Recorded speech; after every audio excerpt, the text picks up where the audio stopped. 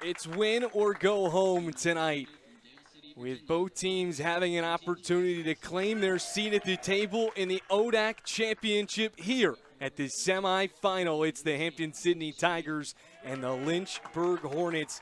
Here from the Hill City at Schellenberger Field, I'm Joe Brennan alongside Ethan Moratsky. Ethan, these two teams met just about 2 weeks ago here on Schellenberger Field in that regular season matchup. Lynchburg got the best of the Tigers 2-0. But as we know, it's playoff time. Anything can happen, and it's easier said than done to beat the same team twice.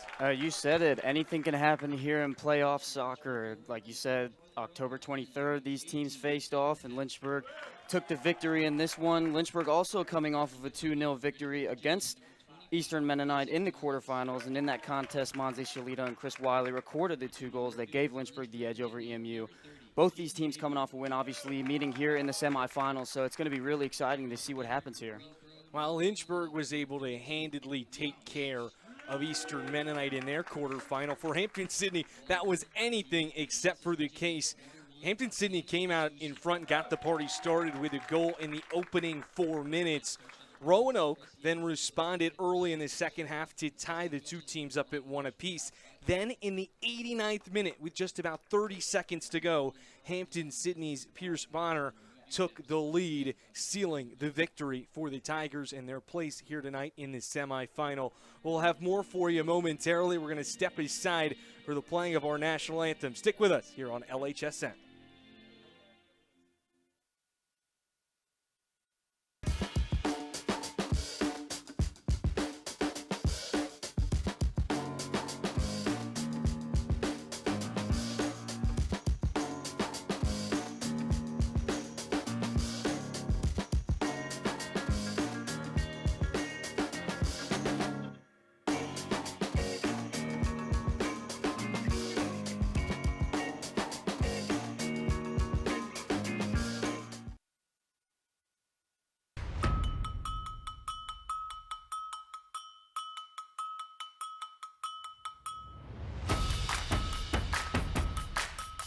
Living the dream.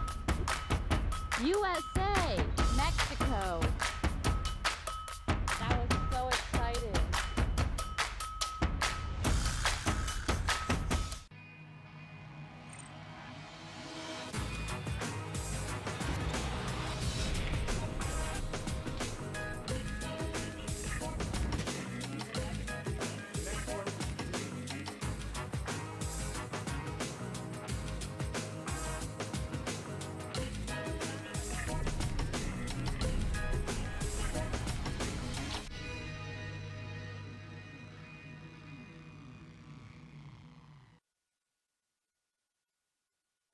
And we welcome you back into Schellenberger Field here for the ODAC semifinal for men's soccer. It's the Lynchburg Hornets playing host to the Hampden-Sydney Tigers.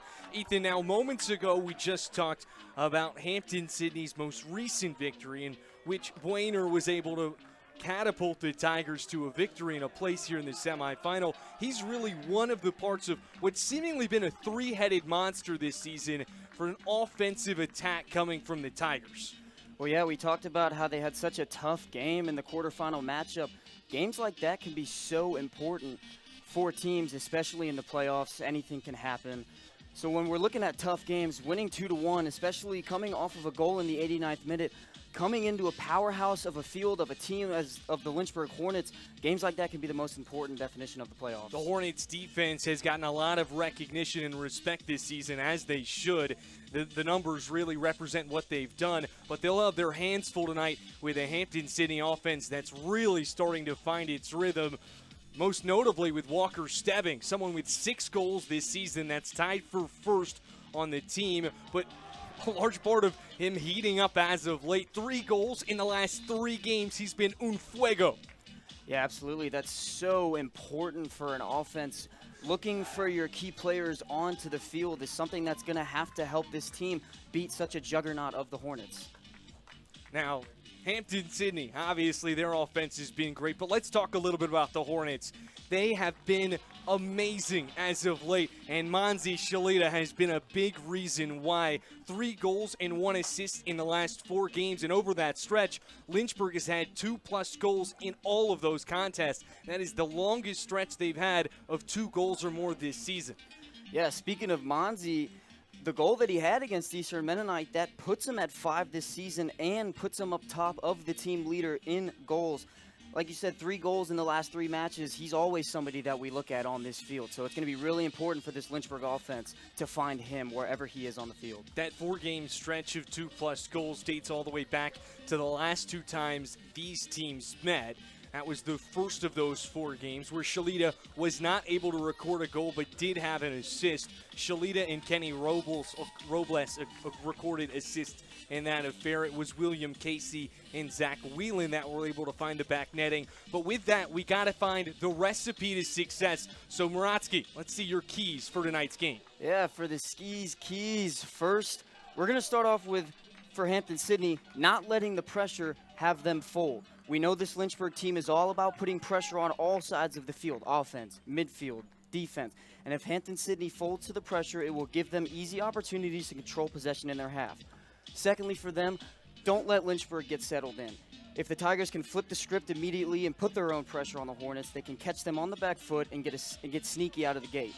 Moving on to Lynchburg.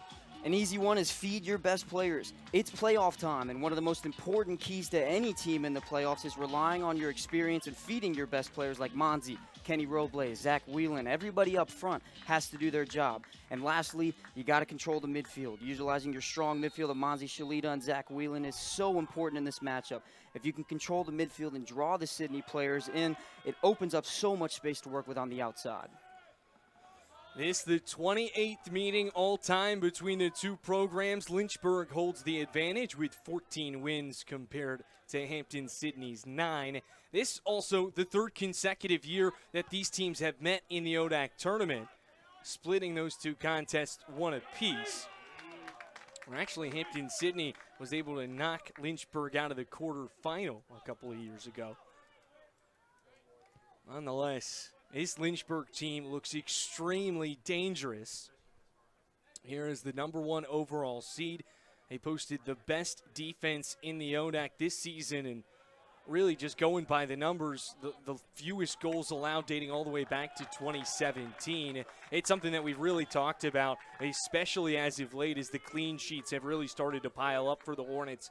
It's not necessarily just Viscuso or that back line. It's the constant defensive pressure that we see all over the field from Lynchburg. Well, absolutely. This Lynchburg defense is so stout because everybody helps out everywhere on the field. They're not afraid to do whatever they can to keep that ball out of the box and the net. And what's made this team so dangerous, especially here in the latter part of the season, is the defense has remained consistent as the offense has shown multiple signs of life as they get an early test against this Tiger defense early tonight. The Hornets representing all red here this evening. Hampden-Sydney in all white. As you can see, red trying to create a little chaos inside the 18 here in the opening 2 minutes. That would have been a quick momentum shift from William Casey. Nonetheless, Kenny will take the corner from the far side.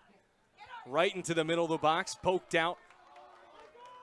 Pass able to control, finds Rouse, who lobs one up to the keeper. An easy grab for the veteran. We see it right there. Benji Velasquez looked like he was trying to find his way into the box on that cross from Rouse. Couldn't really get on the end of it, but it's just an example of how much everybody on this team knows what they're doing, and they try and do whatever they can to help out everywhere on the field, not just on defense with Velasquez, but even on offense. And you know that set pieces can be dangerous. The last 2 times these teams faced off, Kenny was able to find William Casey inside the box to convert on a corner kick. Now, this Lynchburg team, they have the recipe. They know what they need to do, but we talked about in the open, it really isn't as easy as it sounds to take down the same team twice in a season. Well, absolutely, and including the playoff, anything can really happen. It's 90 minutes of soccer, and you never know. Shalita with a chance, and Lynchburg gets on the board in the opening 3 minutes. We told you to look out for Monzi, and there you see why. Well, with that goal, Manzi Shalita has got 4 goals in the last 4 matches.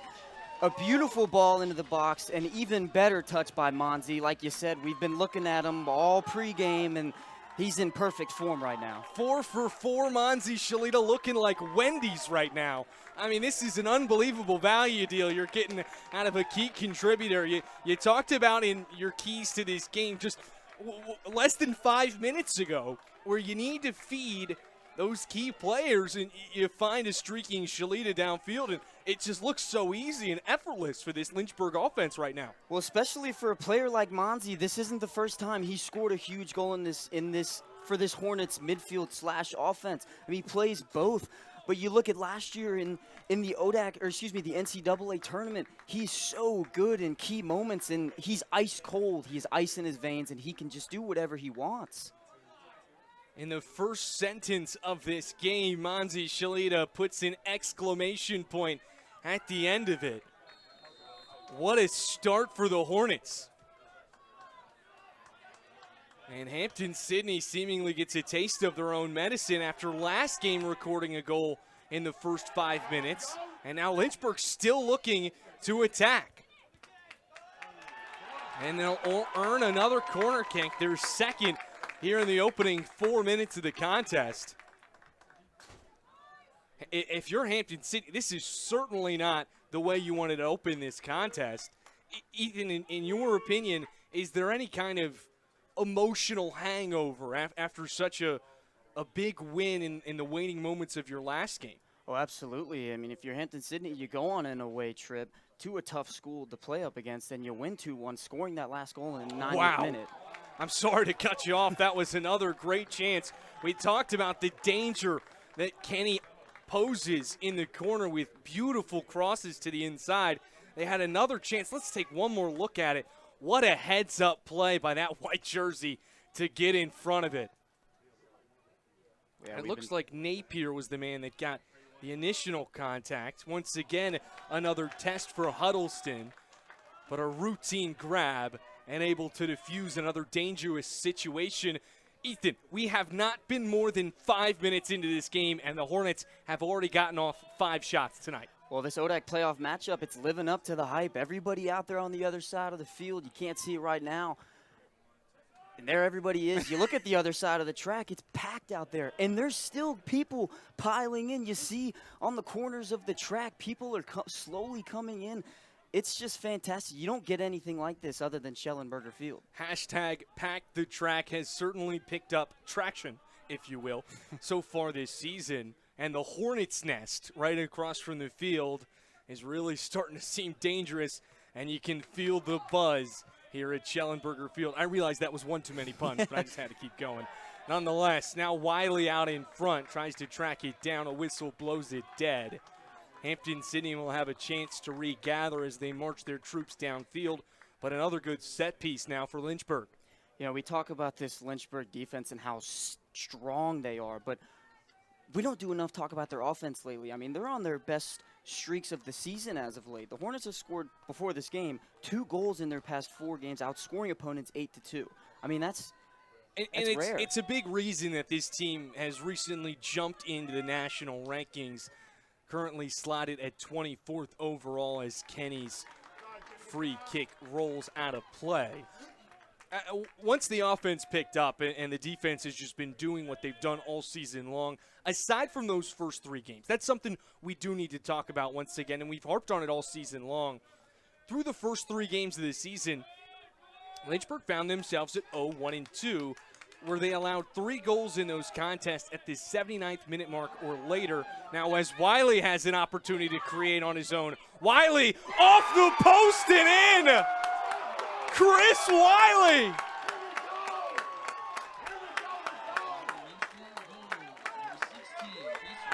With no regard for human life, Chris Wiley tacks another one on, a commanding 2-0 lead 6 minutes into the contest. What a play!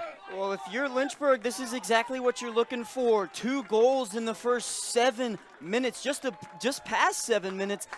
That's the definition of never giving up. You're stepping on the gas pedal. The defense is giving you chances. We talked about it. Hampden-Sydney can't give this Lynchburg team these chances. And Wiley taking advantage and making it 2-0.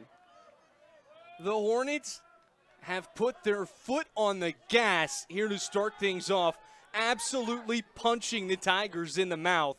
This is not the start that you wanted to see if you're Hampden-Sydney. And Lynchburg, another good chance inside the 18. Shalita looking for a cross, deflected out of play, and another corner kick for the Hornets. Now their 4th of the night. 4 corner kicks in less than 15 minutes. Exactly what you want to see from Less this offense. than 7 minutes even. Yeah. I mean, we really haven't even gotten started tonight. That's what you really want to see, though. I mean, all of this offense that we're seeing here, it's so much pressure on this Hampden-Sydney defense, and they already look a little tired out there. Far corner try for Robles.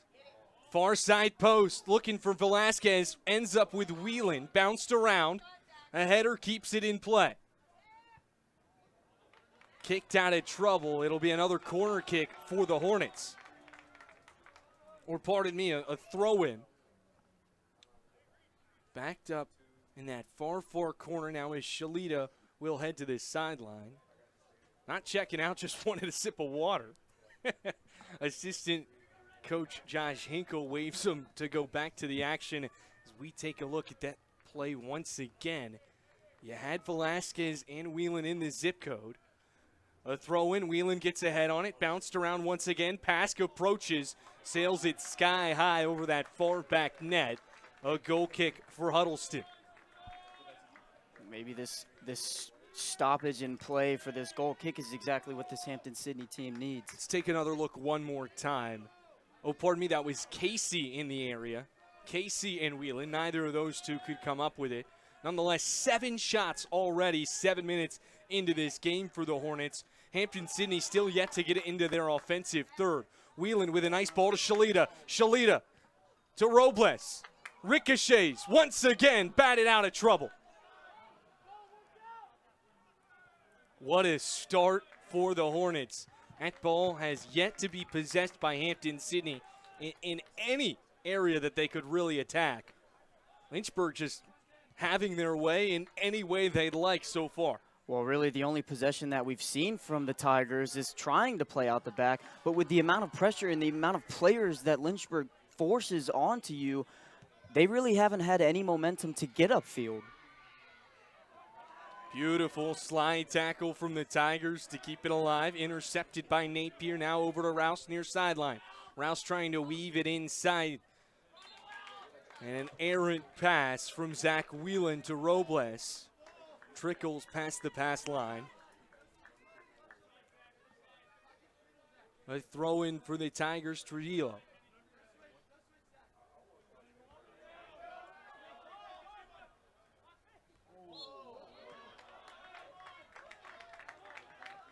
Quick penalty from the white jerseys.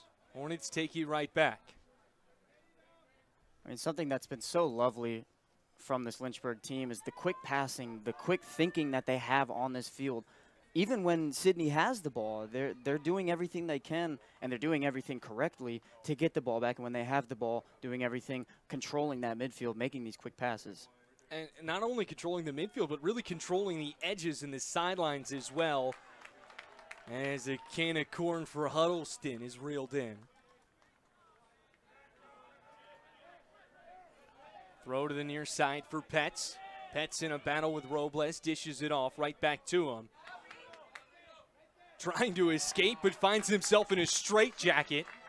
Taken right back by the Hornets. Now the Hornets can do their own little playing out the back. Kenny calling for it downfield. Velasquez finds him. Kenny lets it go. He wanted that one badly. I think what's so beautiful about Kenny Robles is even on his corner kicks, he's got so much power in every single kick, but there's also that precision that he brings with it. Certainly a lot of juice behind that swing of the leg right there. Just a little too much on it.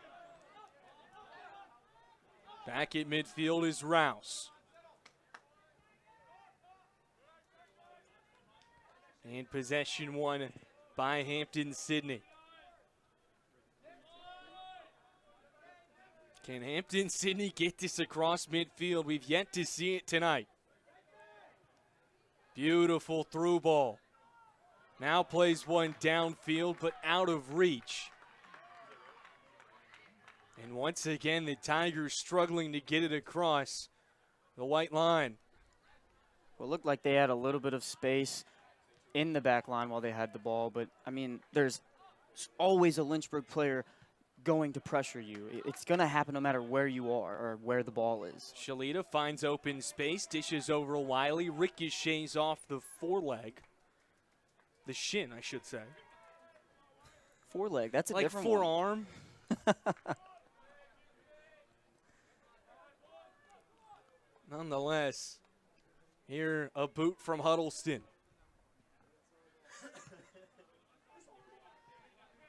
Pets with possession.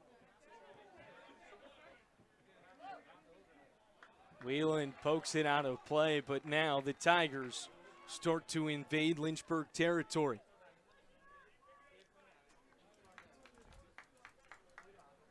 Now, Ethan, in your mind, is it time to panic for Lynchburg? You haven't scored a goal in about 5 minutes. I think it's time to score even more goals. Obviously, you want to score more goals. That but is the name of the game.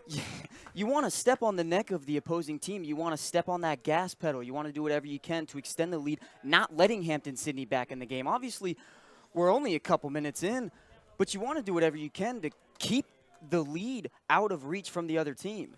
Well, with 9 shots and 2 goals in the opening 13 minutes, it's safe to say that Lynchburg has done exactly that. Now, we know the identity of this team is they're not going to play keep away. This is a team that will continue to look downfield and attack. Nonetheless, this Hampden-Sydney defense really needs to find an answer and find one quickly. Well, if you go back to 2 weeks ago when these two teams faced off, Lynchburg did score 2 goals in the first half, and Sydney did hold them off in the second half to 0. Maybe Hampden-Sydney going to have to find that momentum to hopefully get 1 goal in this form, possibly bring it back within 1.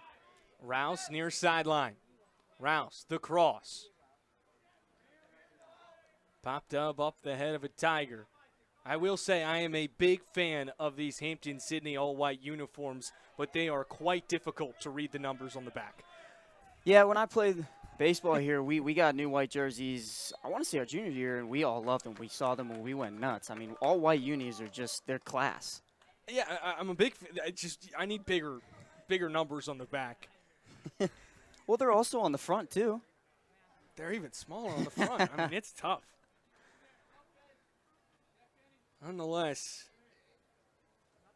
while I need binoculars here, Robles does not. Very comfortable in this position, not afraid to let it fly. We've seen multiple shot attempts from this area from him all season long. This time opts for the pass, looking for Whelan. Popped up. Now Casey inside. Rattled around and played out towards midfield. Napier swings near side for Rouse. Rouse, a big swing of the leg towards the end line, kept in play by Casey, but the Tigers scoop it up with ease. This has been the story through the first 20 minutes. The Tigers just can't get out. The Tigers, I think the best way to say it, they've been caged through the first 15 minutes. Yeah, Hornets firing on all cylinders. One thing that you really have to point out is Benji Velasquez, he's been upfield most of the game. Believe it or not, folks, he's a defender, but he is always upfield in this front line.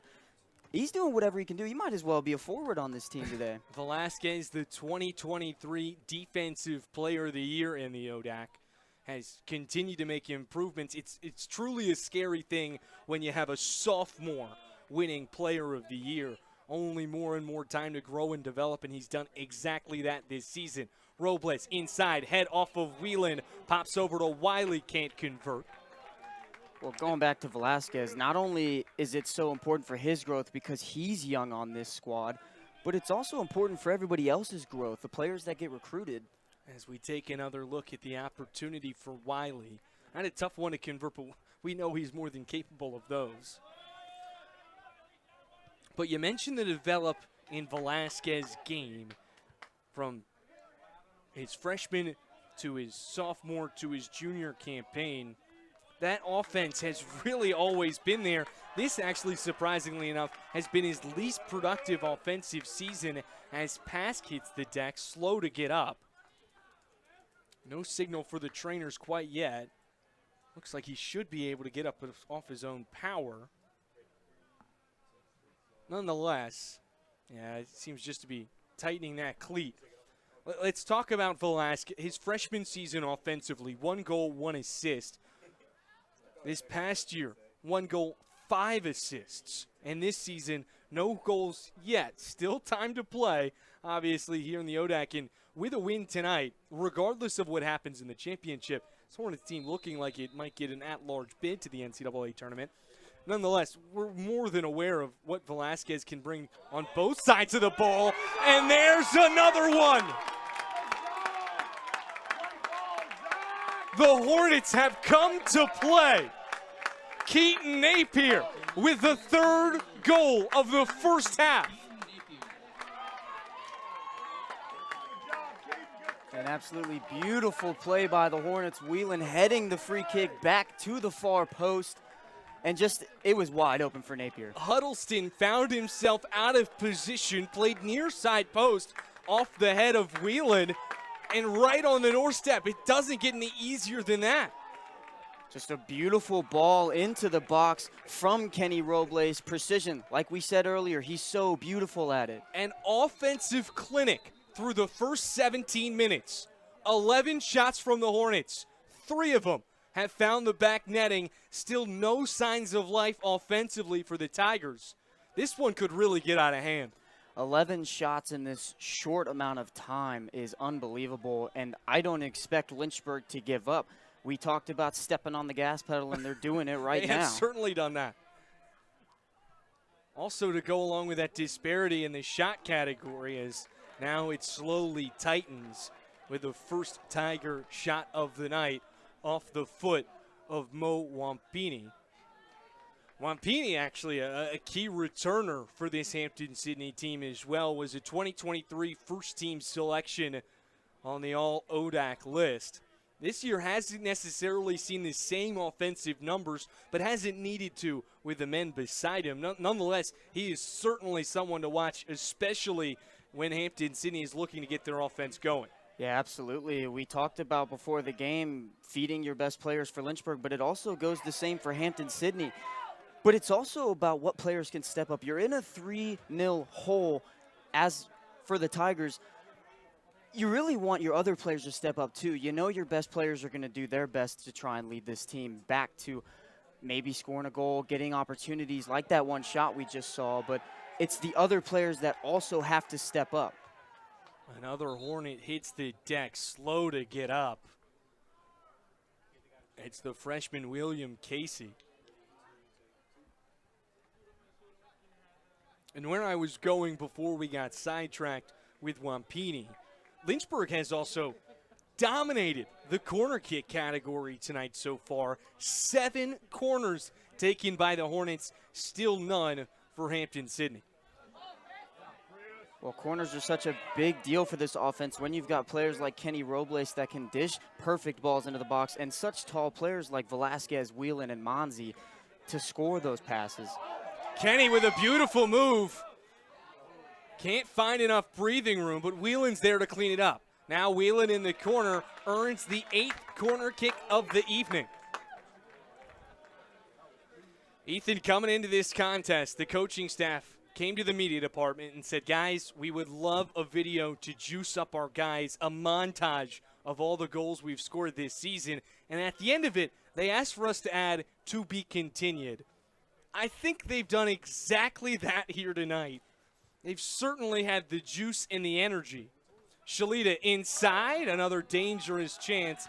That's batted out of harm's way. Good defensive stand by Mason Forrest. Well, this Hornets team promised a show, and they're giving it right now, and it's only the first half.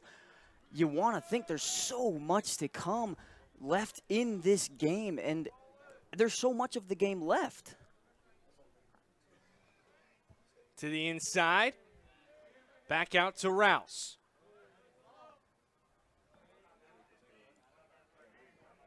Now a battle on the near sideline, won by Hampden-Sydney, but they can't hold on to it. Lynchburg has poked the Tiger, and they've had no answer. I thought the saying was poke the bear. It is.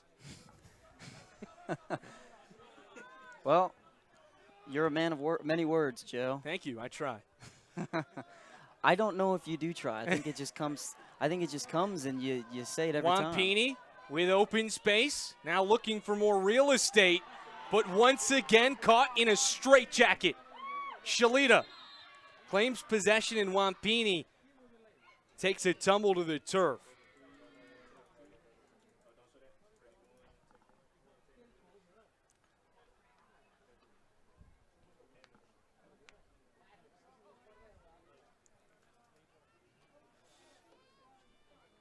Evan, or Ethan, pardon me. We're approaching the halfway mark here in the first half. I mean, what positives can you pull from this first quarter of action we've seen for Hampden-Sydney?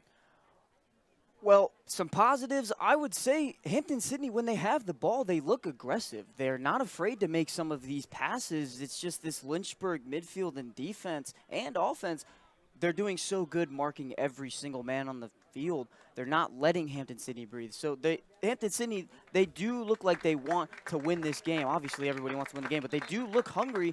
They're just not getting any open space. Obviously, everybody wants to win tonight. It's win or go home here in the ODAC semifinal. It's Lynchburg and Hampden-Sydney here on Schellenberger. On the other side of the bracket, it's Virginia Wesleyan, the 3 seed, taking on the 2 seed Washington and Lee in Lexington. That game is still currently scoreless. And while we're on the topic, we got to address all the quarterfinals games that we saw because they were all spectacular, especially that Washington and Lee game. That was probably the second closest contest we saw other than the Hampden-Sydney Roanoke matchup.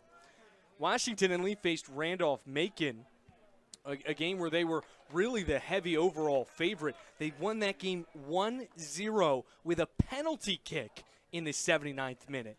Well, we say it every single stream. The ODAC is such a powerhouse in men's soccer, and every sport also, but in men's soccer there's so much talent in this conference, and we see a ton of it right now on the field with this Hampden-Sydney and Lynchburg team.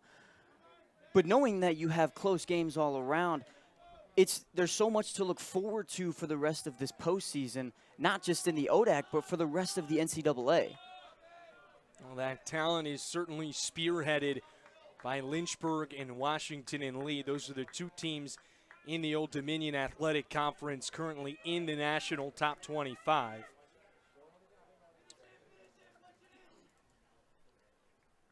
The 9th corner kick of the evening here in the first half for Lynchburg. Kenny once again. Low roller on the ground over to pass. He'll let it fly. And Lynchburg able to get out in front of it. They lose control near sideline. Ovalle Mares couldn't control it. He wanted a whistle that he did not get. Shalita will reverse the field, far side for Torres. Poked out of trouble. Well, going back to that corner kick, that's a brilliant idea from Kenny and the Hornets. You've had so many corners. You've had 9 corners so far. You've had a chance to really try everything. Yeah, you can do everything in your arsenal. I mean, you're going to do it over and over again. They've looked really aggressive on these corners, but you can do whatever you want. Velasquez with the toss. He'll play it back to Torres. Torres inside to the box. Now Hampden-Sydney able to clear it. Looking for the counterattack. It's Dudley near side. Dudley, the leading distributor on this Tiger team with 3 assists on the season, will play it back. And Hampden-Sydney with their first real possession right here, a chance to build it from behind. Well, this is what you want to see from the Hampden-Sydney players, getting their own sort of soccer going on here. And it's a question of if you can possess it and get it into your offensive third, which is very difficult to do when you've got Benji Velasquez in that back line. Now here come the Hornets. Wiley near side. and takes a big hit.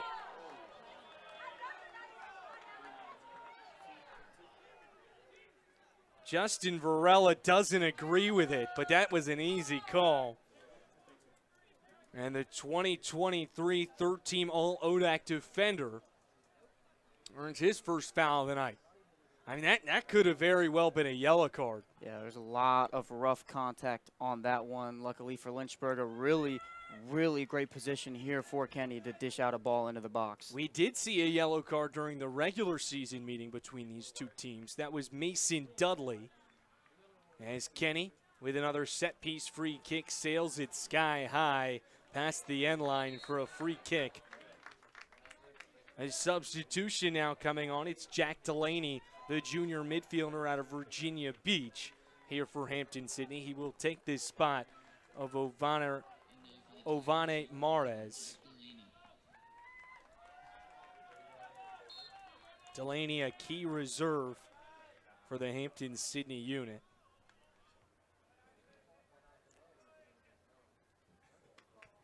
And I'm sure this midfield line is feeling a good level of exhaustion here early, chasing the Hornets all over the field. They've been flying. Well, that's where subs play such a key part in not just the game of soccer, but the coaching. Having players on the bench that can come onto the pitch and make a difference is so important for any team.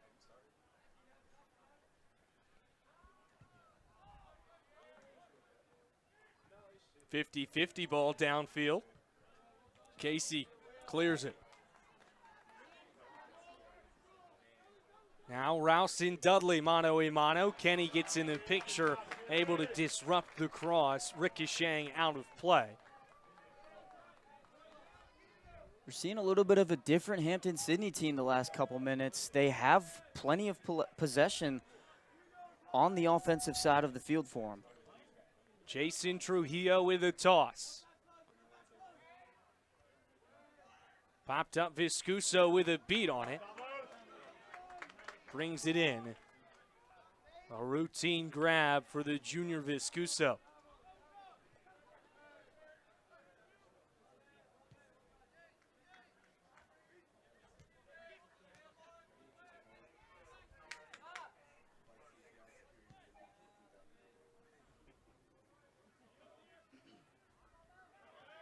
This will sound wild coming out of my mouth, Ethan. This has been the longest cold spell of the night. We've gone 9 minutes scoreless. Well, as you say that, we just see Lynchburg have an opportunity in gaining another corner here. Like you said, we did just have a cold stretch. We didn't see many opportunities from either team, but Lynchburg getting another corner here. Nonetheless, Hampden-Sydney was able to get another shot recorded, their second of the night. A host of substitutions for Lynchburg. It's Wilson, Bobo, and Figueroa. For Hampden-Sydney, Whipperford. Is this the 10th or 11th corner kick of the evening for Lynchburg? I mean, they've really started to pile up, now in double figures. Well, not only do Lynchburg have a ton of corners, but they have a ton of long throw-ins, too. Ball finds Velasquez over his head. Colby. Wilson weaving through traffic, right into the arms of the senior keeper in Huddleston.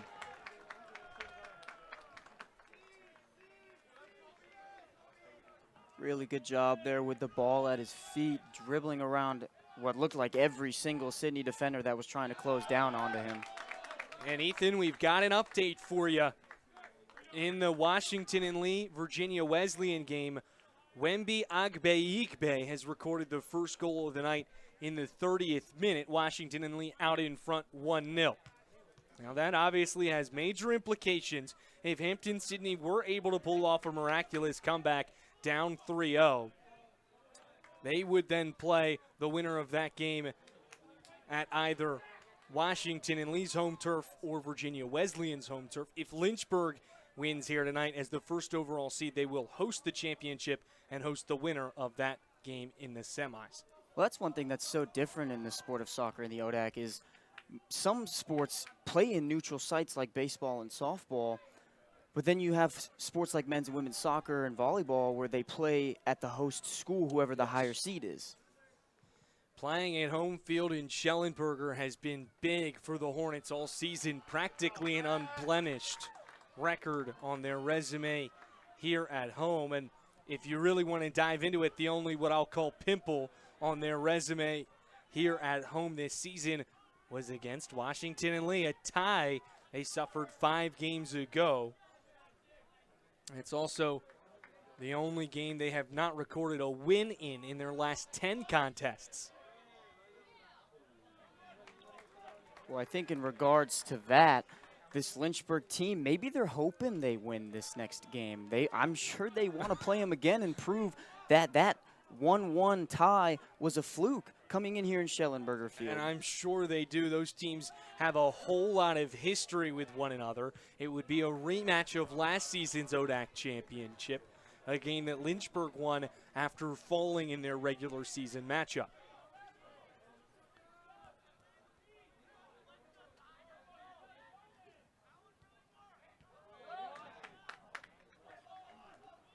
Tigers with another chance near sideline. Petz tries to dunk it off, and Trujillo can't get there in time. Really good idea there from the Tigers, trying to get that through ball into the corner of the box. Maybe a little mistimed run. It looked like he could have been offsides. We see Viscuso was raising his hand to try and call that out, but nonetheless, it's a goal kick. Cesar Acosta checks in for Lynchburg. He will take the spot of Zach Whelan, who heads to the sideline to catch a blow.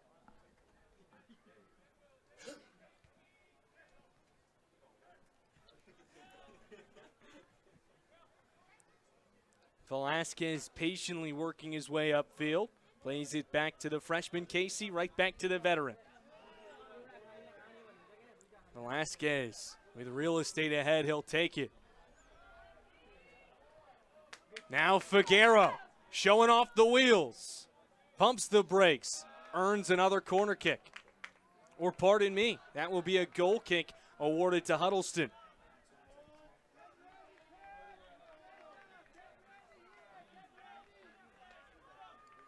Figueroa, another example of how much depth this Lynchburg squad has. They can bring anybody off the bench, and they're going to make an impact in the game.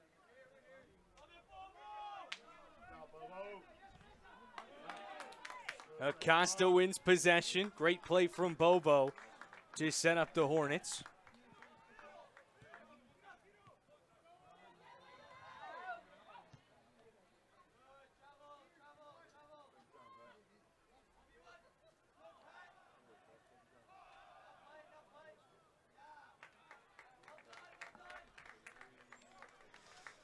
A hot November night here in the Hill City, about 75 and clear. But it seems as though the Hornet offense has acclimated to the weather.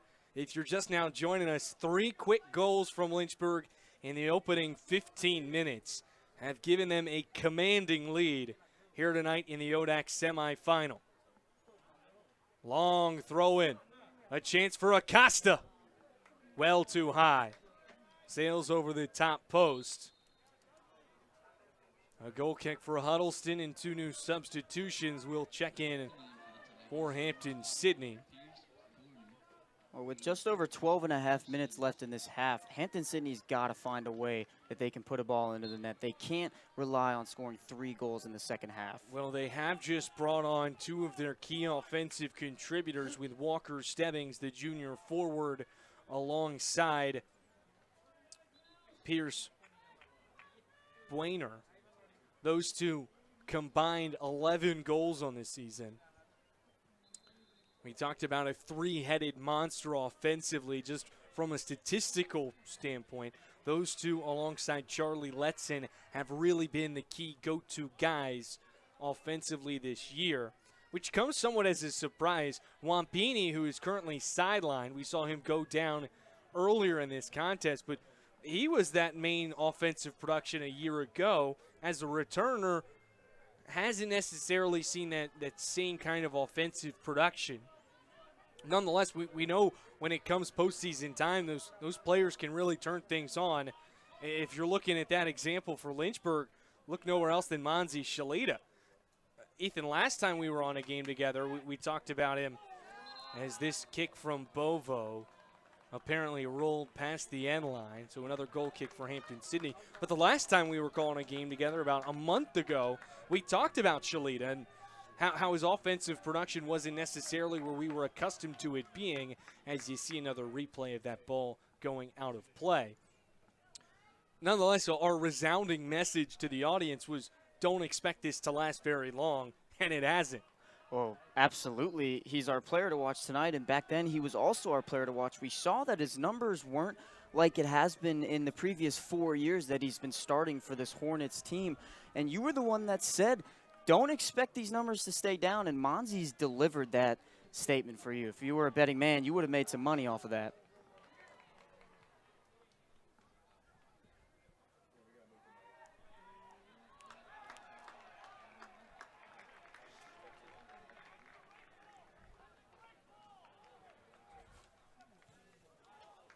Lynchburg with possession at midfield.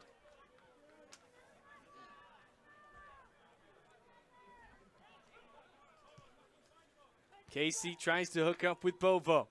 Played back to Rouse. Now downfield for Shalita. Good ball movement here from the Hornets. But right through the legs of Wilson. Here in the final 10 minutes of the first half. Bovo can't hang on. Out of play. A throw in for Trujillo. We see a lot of quick one-touch soccer from this Hornets team. We talked about it earlier, and they're just so beautiful in doing so on the offensive end. Felipe Rodriguez in for Lynchburg. Beautiful ball out in front for Figueroa. Far sideline for Figueroa. Trying to create some open space. Now the Hornets will look to reverse the field. Played over to the freshman Casey.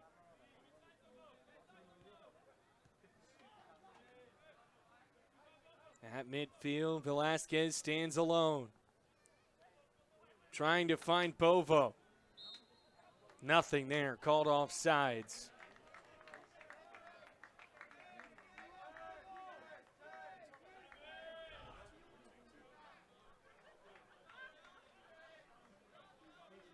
"13 shots for Lynchburg so far in the first half, just 2 for Hampden-Sydney.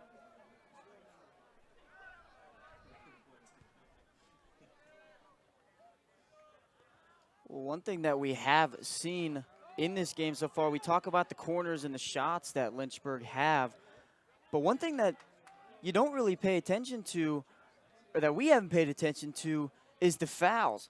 Hampden-Sydney, 5 fouls to Lynchburg's 1.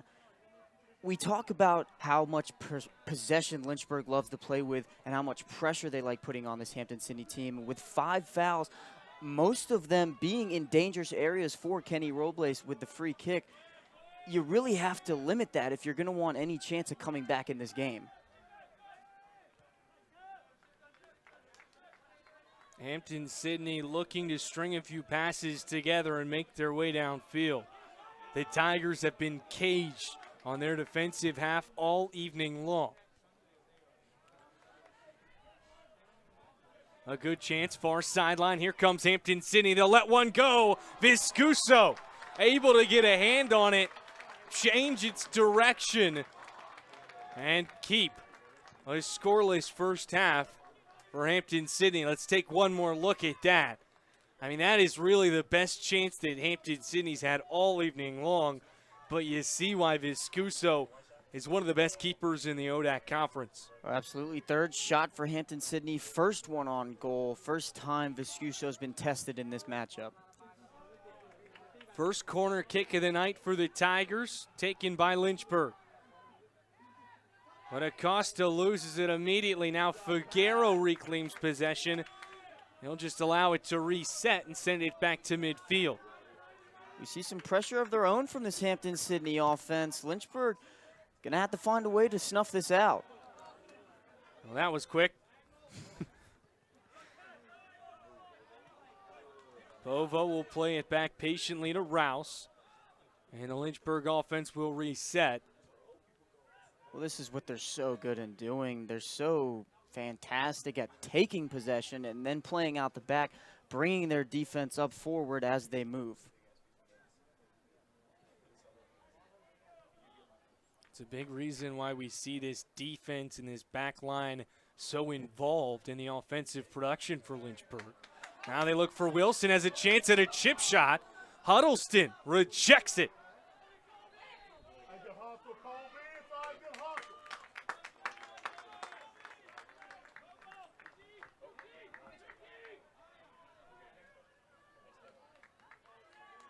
Under 6 minutes here in the first 45. And a mental miscue by Jason Trujillo. Another look at that opportunity for Wilson. Had the right idea, just couldn't get the execution. Sean DiLorenzo comes in for Lynchburg alongside Trevor Miller.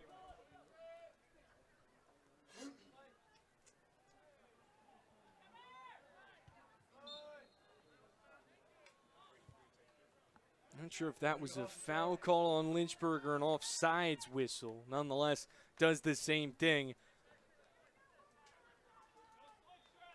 Well, I tell you what, other than the first 7 or 8 minutes of this matchup where Lynchburg scored the 3 goals, this has been a really good last couple moments of this match between both these teams having opportunities.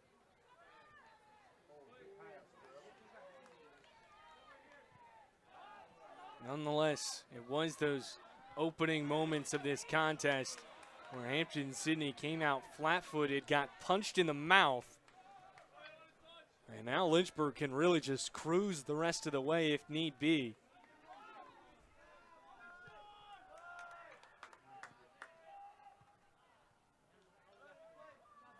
This is the first time since their first home game of the season against William Peace where Lynchburg has recorded 3 goals, just the second time this season. Now Hampden-Sydney will need to respond in a very, very big way against the toughest defense in the conference. They've only recorded 3+ goals 3 games this year. Well, one thing that I can tell you is when we hit halftime in just under 4 minutes, I can confidently say that Lynchburg is going to go in, have a breather, get some water, but they're going to come out firing again. They're not going to let up. They're going to want to score a 4th goal, and when they get that 4th goal, they're going to want to score a 5th goal, and that's why Sydney has to come back and find a way that they can score a goal here.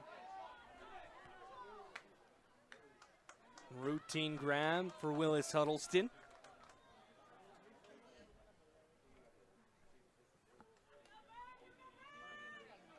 Washington and Lee and Virginia Wesleyan in the same spot as this game currently. Both kicking off at 7 p.m. Eastern. That game in Lexington is a 1-0 lead for the Generals after Igbe found the back netting. That's a tough name, but that's one you need to know. That's one of the key playmakers in the conference. Igbe this season has been a big reason for the individual success of Washington and Lee. He leads the conference in shots on goal, along with goals with 12.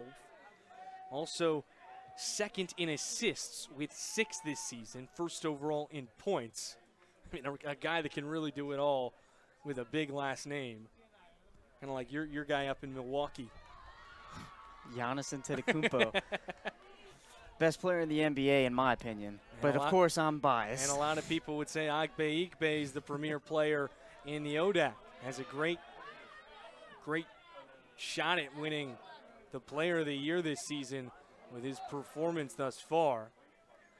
Just looking to add one big thing to that resume, which is another game down the line. Igbe and the Generals alongside everyone playing here tonight, looking for a bid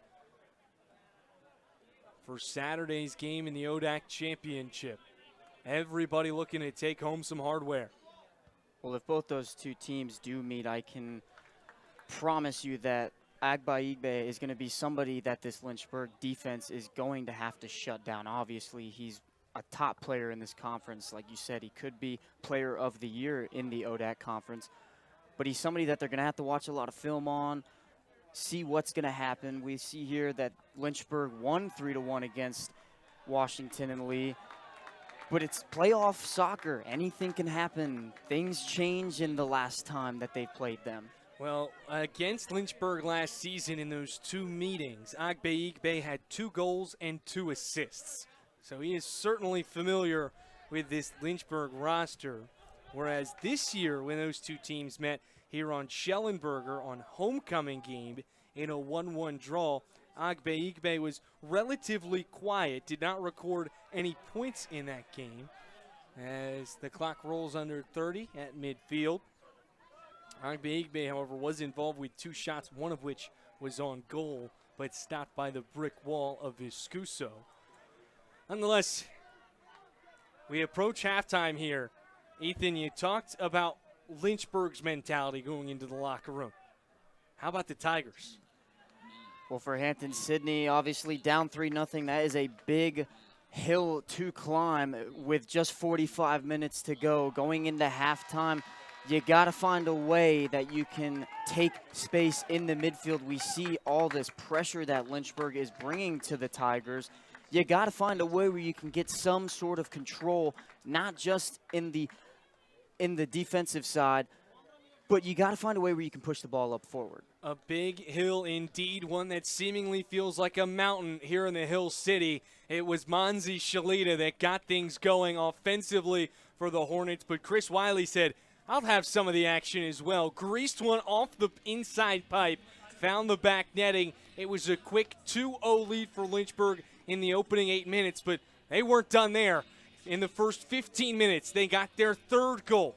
A header off of Zach Wieland finds the tumbling Napier for the 3rd goal of the night. 3 shots in the first half for Hampden-Sydney, and 1 big-time save from Viscuso keeps us at a 3-0 score, headed to the next 45. Stick with us here on LHSN. It's win or go home in the ODAC semifinal.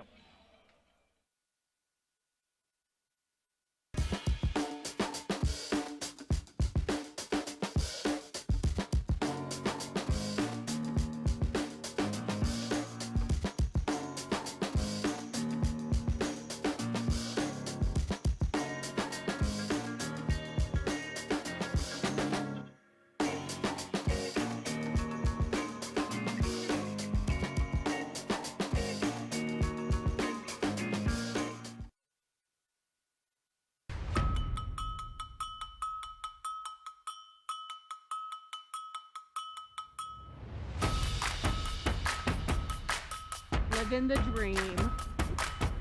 USA, Mexico. That was so exciting.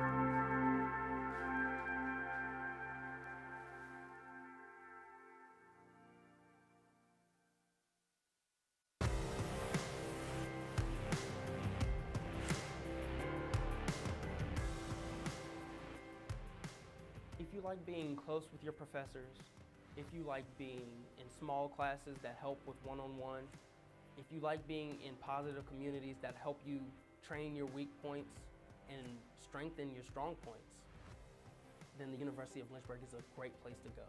You can never go wrong with the amount of help that they offer, the amount of self-sacrifice that other people will put in for you.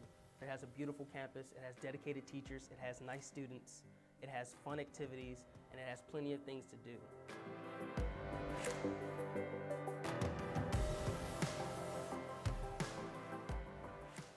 I am a first-generation college student. I applied to 16 universities, and I actually had decided on going to a different university. But doing FAFSA and everything on my own, and the need for a good credit with the Parent Plus loan and everything like that, my plans kind of fell through. I just couldn't give up hope. And so I'm wrestling through this like shoebox I have full of like acceptance letters and financial aid letters.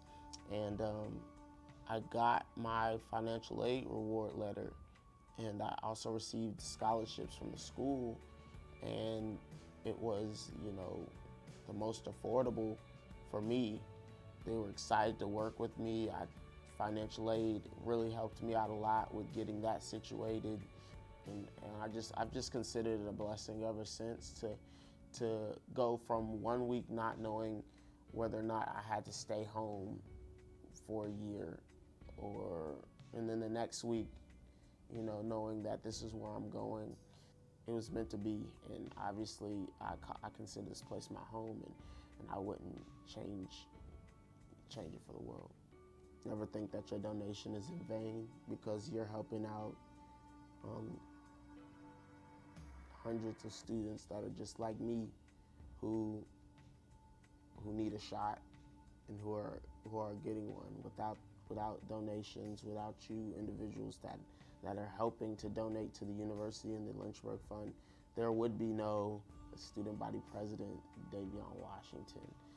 There'd probably be I'm stuck at home, Davion Washington. And so there's a lot to be thankful for, and it's definitely the people that donate. And like I said, not only is your donation building leaders, but it's building leaders like myself and others that will hopefully want to pay it forward one day and do the same thing. I know for a fact that, when I have it, because I will, I want to give back to this university that provided me a home for 4 years.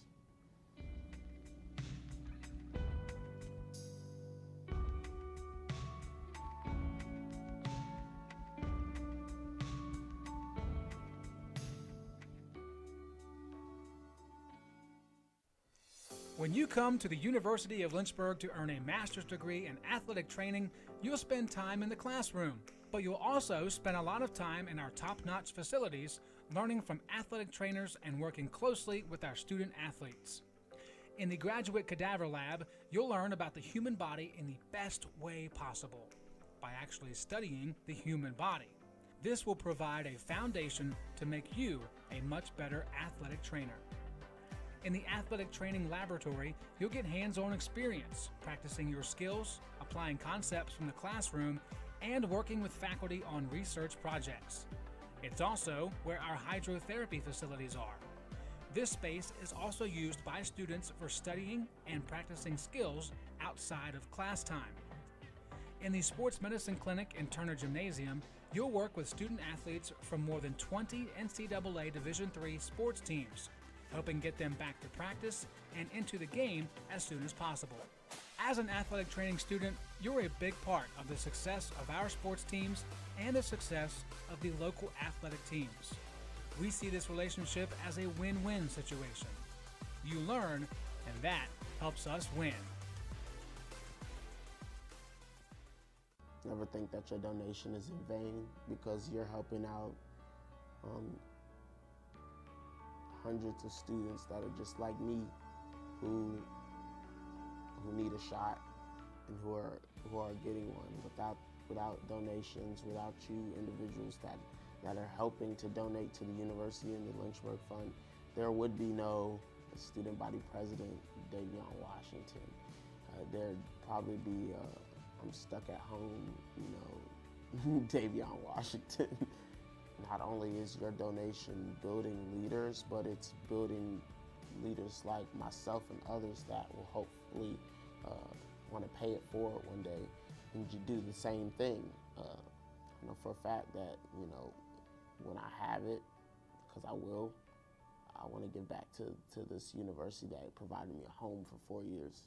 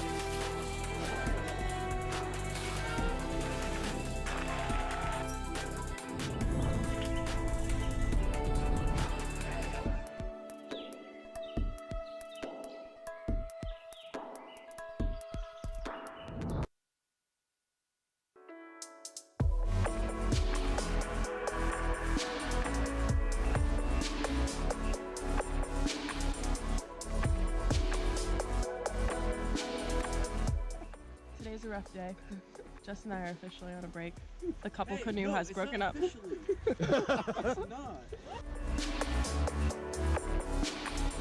How you feeling? Living the dream. Just canoeing. That's the Mexican side behind me. The U.S. is that way. So far, we're all still alive. I really want a peanut butter and jelly sandwich. Woo! We did it! Kind of.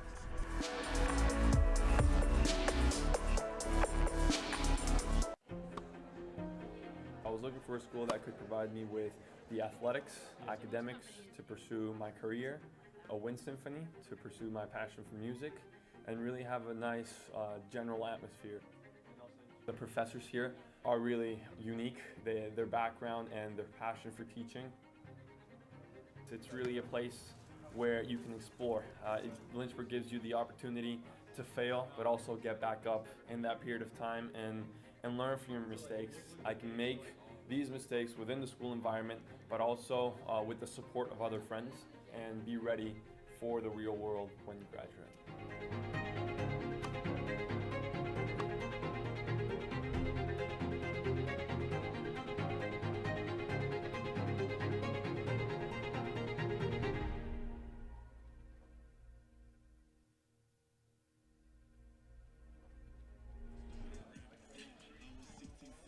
And we welcome you back into the second half of action here from the ODAC semifinal. If you're just now joining us, you've missed some fireworks. Monzi Shalita got the party started this evening in the opening moments.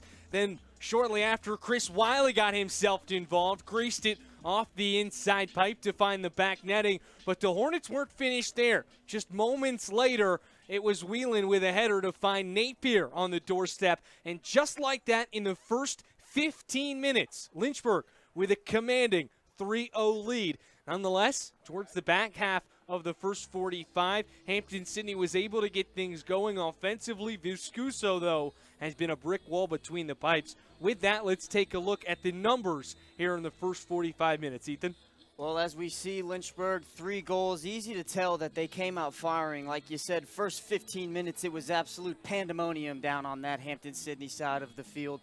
13 shots for the Hornets and only 3 for Sydney. If they're going to want to even challenge this Lynchburg juggernaut of a defense, they're going to need to get those numbers up. And if they put more shots on the field, it's a better chance that they can put them in the back of the net. 4 saves, 1 for the Lynchburg Hornets. Viscuso, like you said, he's a brick wall. He's been absolutely fantastic all season, and he's been fantastic this game with the few times that he's been challenged. And the real stat that is so amazing to see is that there's 10 corners for this Lynchburg Hornets offense. But like I said, it's not just the corners. There are so many long throw-ins that this Lynchburg team loves to do. Every time that there's a throw-in even near the corner, you see Lynchburg throwing it into the box. Well, Hampden-Sydney only led in one category in that first 45, and as you mentioned, it was saves. Out saving Lynchburg 4-1, and I'm positive that Huddleston and company aren't necessarily patting themselves on the back for that performance in the first half of tonight's contest. Well, we're here for the next 45, and the Tigers have a whole lot of ground to make up if they want a seat at the table in the ODAC Championship. For the Hornets, they've got their eyes on some hardware, looking to go back to the championship for the second year in a row, defending ODAC champions. We mentioned it at the top of this broadcast. We've talked about it all year long. The defense of Lynchburg has been the keystone of this year's team, especially when you lose a big-time player in Luke Mega, someone that led your team in goals with double figures, as that opportunity from Wampini rolls outside. He went down earlier in this contest, and you can tell he's really struggling to go full speed on that left ankle. Nonetheless, trudging through the pain here in the second half. And that's really what you expect to see in this contest. When your team is down, it's your sole player that was a returner from the last year's first team All-ODAC list. Wampini is really, in a lot of ways, the heartbeat of this Tiger offense, and a player that really you can't afford to lose at this stage of the game. Well, absolutely. We talked about it in the first half, and when you're down 3-0, you look towards your star players to be able to pick up the rest of your team and have the ability for the rest of your team to have a chance to step up and make an impact in this one. It was just outside your frame, but assistant coach Josh Hinkle just made one heck of a play on this sideline. A beautiful touch. And Shalita will touch it back to William Casey. But before I digress, the Hornet defense, the clean sheets have been racking up as the season has gone on. And that's really been the identity of head coach Yeager. Time and time again, defense has been really a big part of this team.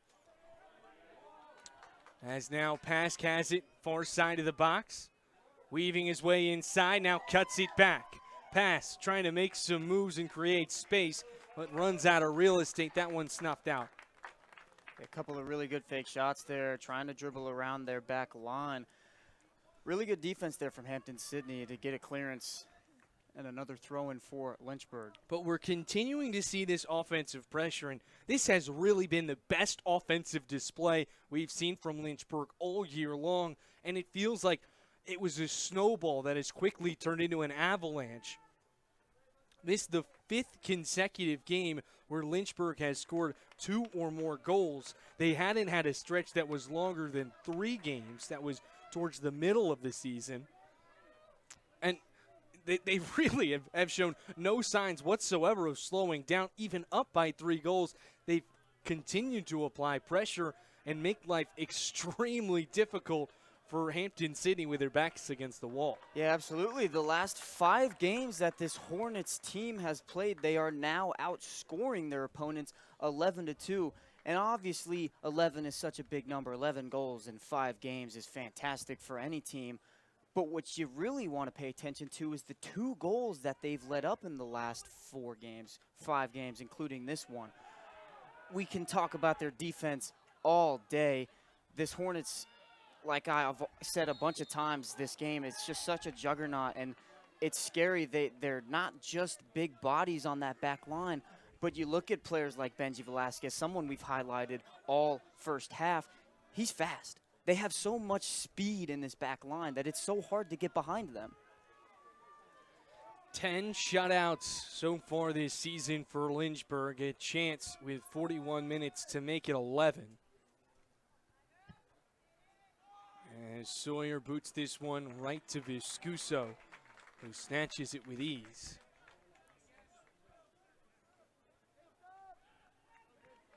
And one thing that makes Viscuso so great, not only his ability to protect the cage, but also his ability to spark transition. We've seen him time and time again with beautiful balls laid out in front of midfielders to really get the offense kick-started.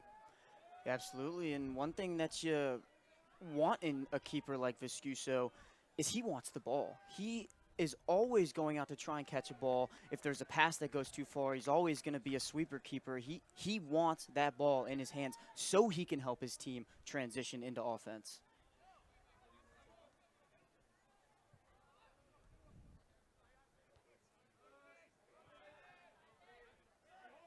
Pask with a good touch off the noggin. Ball finds its way to Shalita with a nice soft touch out in front for Evan. Evan, wow! No doubt about that one. And we're going to see a yellow card awarded to Jack Delaney. That was an easy call right there. Two-handed shoved Pask right into the deck. Let's take one more look at it. Yeah, you can see the arms extend. We mentioned earlier there was a yellow card awarded to Hampden-Sydney's Mason Dudley in the regular season meeting between these two teams. And do you get this sense that maybe frustration is starting to boil under the surface for Hampden-Sydney at this point in time? Absolutely. When you're coming off of a 2-1 victory, a 2-1 away victory, you feel like you have all the momentum going into the game. You're playing another away game against this Lynchburg team who is very, very good. When you go down 3-0 immediately, it can get frustrating, and you do make sloppy plays, and you are going to make fouls that are going to give Lynchburg possession and fouls in really good spots for free kicks.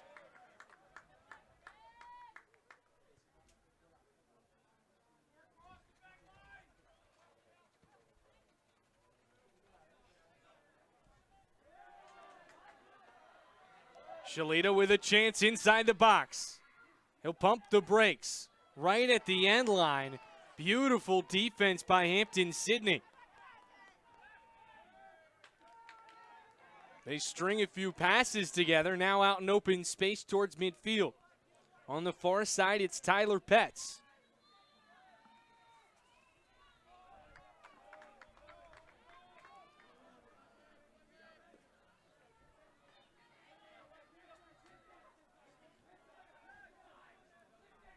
Now, Ethan, coming into this second half, if you're Hampden-Sydney, I mean, what's the main adjustment? You're down 3 goals. Nothing has seemingly gone your way aside from a couple of brief moments in the latter stages of the first half where you were able to march downfield. But other than that, not a whole lot of success in any facet of the game. What's the big correction here in the second half for Hampden-Sydney? Well, I think the big thing is possession. Lynchburg absolutely dominated possession in the first half. And we've seen Sydney, they have been better at the start of the second half. Now we're only 8 minutes, 7 minutes in, but they have been getting more possession. They've been giving their offense chances, but it's getting possession, finding the open players. There's going to be one open. You just got to pick your head up. But the main name of the game is possession. You have to own the ball, and you have to be confident with it too. Caged is how we described the Tigers in the first half. They really struggled, especially in the first part of that first 45 minutes where they just could not get the ball in their own offensive third. They've started to figure things out, but you need to in a very big way here in the second half with a big hill to climb down 3 goals. We know they're more than capable of it. We've seen 3+ goals from the Tigers on 3 separate occasions this season, as now they start to feel a little bit of pressure applied by Wiley alongside Kenny.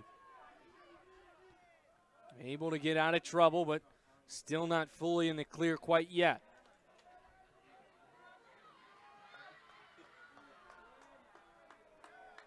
If there's one word to describe how Hampden-Sydney has looked tonight, Ethan, rattled.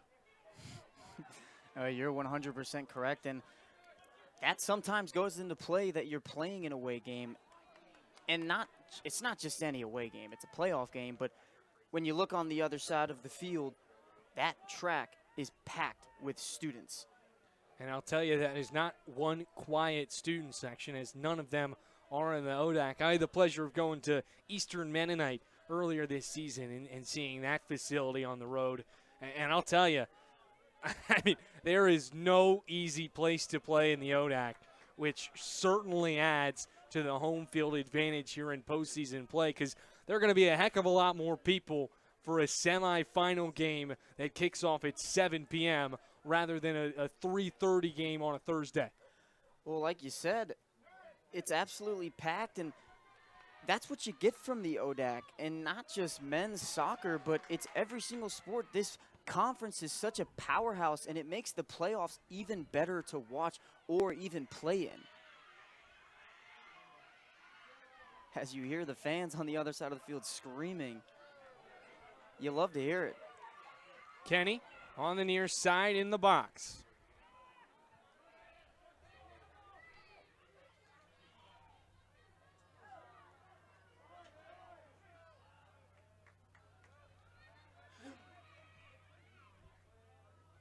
Whelan gets ahead on it.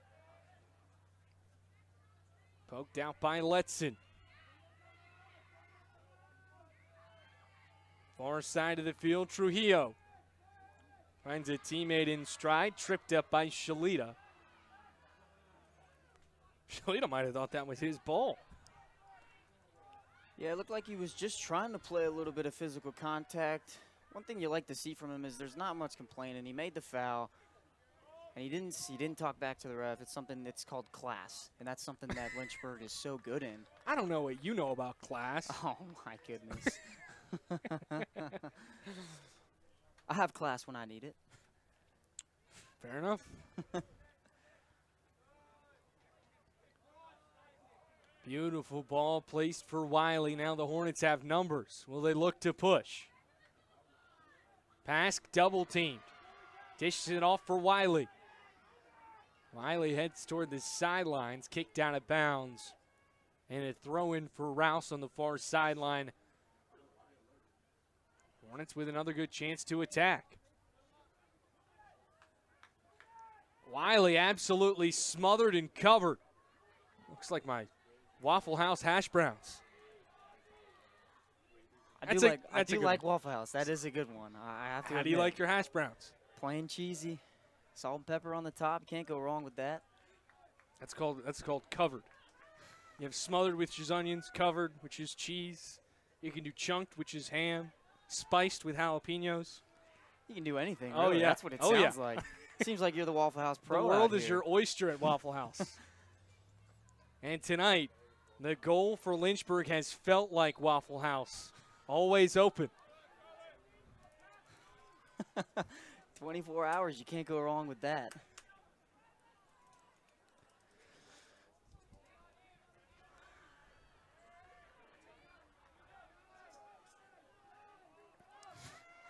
Hampden-Sydney on about 32 minutes remaining in this contest to try and keep their season alive.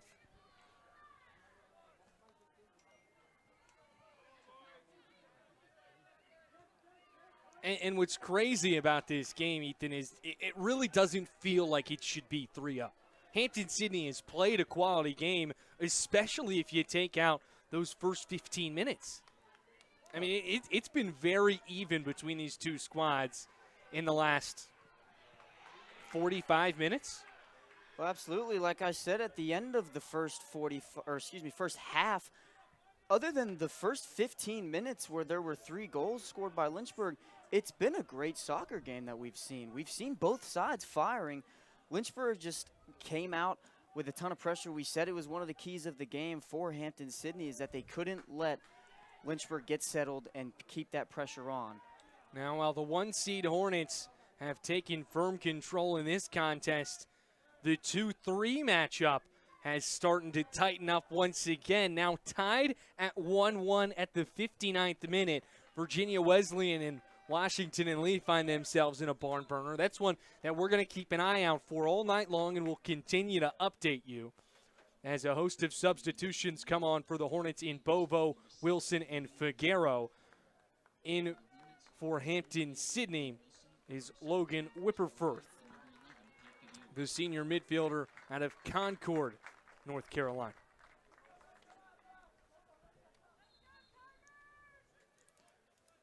One thing that's also so interesting about these two teams, not a whole lot of transfers on either side. You only have one transfer, or pardon me, two transfers for Hampden-Sydney. Out of Waynesboro University, you have Vincent Palmari, who we have not seen tonight, and Justice Campbell, the junior defenseman that originally started his career at Virginia Commonwealth University. Well, I think another thing, when you look at this Lynchburg team, and we talked about this before the game started, that not only do you have a ton of local talent, you've got a plethora of Virginia, North Carolina natives, but you look at a couple of the players, we're looking at Argentina, we're looking at Spain, we're looking at Italy. I mean, it's so awesome to see players from outside the country come in and show their talent in America. That Spanish product is Cristobal Massanet, who we have not seen so far tonight. Chris Bovo, the man out of Italy, but went to high school in the Short Pump, Richmond area, a graduate of Deep Run, which is a school that has produced a whole lot of talent. But you mentioned it, Virginia and the states that border Virginia, mainly North Carolina and Maryland, actually exclusively those two states, are where about 95% of this roster comes from. Meanwhile, for Hampden-Sydney, a little bit more variety. You have guys out of Rome, Georgia, Chattanooga, Tennessee. It stretches a little more so across the board. Fort Lauderdale, Florida, Atlanta, the list goes on and on. But you start to see the direction that it's going. Nonetheless, the Hornets have had a quality pipeline from Virginia, North Carolina, and Maryland, and they brought in a lot of talent and haven't really needed to go outside of house to find extra guys and key playmakers. And I think this year's a great example because you have your leading goal scorer, the player of the year in ODAC with Luke Mega graduate, and you don't necessarily have the need to hit the portal and find guys that can make an immediate impact, and rather you go the developmental route and you see an increase of production, not only from guys like Shalita and Whelan, which were very much so expected, but you also have playmakers like Bovo. Now, as Figueroa gets tackled, that might be a penalty kick. Yellow card awarded to Willis Huddleston, the second yellow card tonight. Figueroa taken down, not a question about that one. Huddleston once again found himself in a poor position. And just like that, Lynchburg with a chance to take a commanding 4-0 lead. Lynchburg has not scored more than 3 goals in a contest all season long. Figueroa with a chance here to do so in the semifinal game. Figueroa, you bet.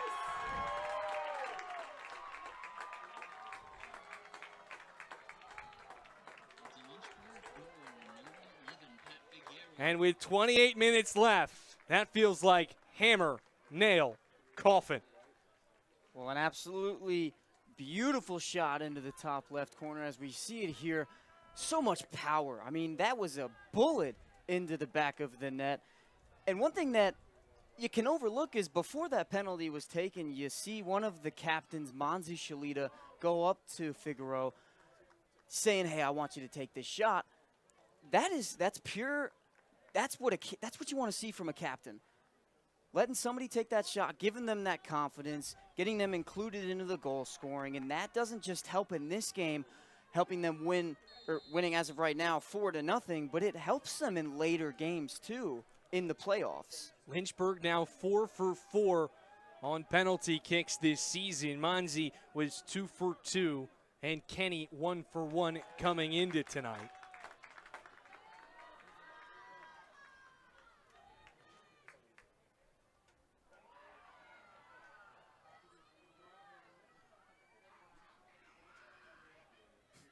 This game has been all Lynchburg.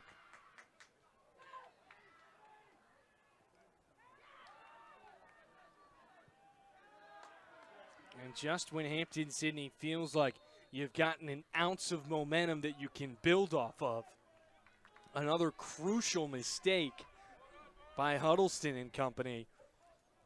And now, I mean, you hate to say it's wraps with 27 left, but, I mean, this really feels like an insurmountable lead at this stage of the game, especially when you see the disparity in the shot column, 15-4.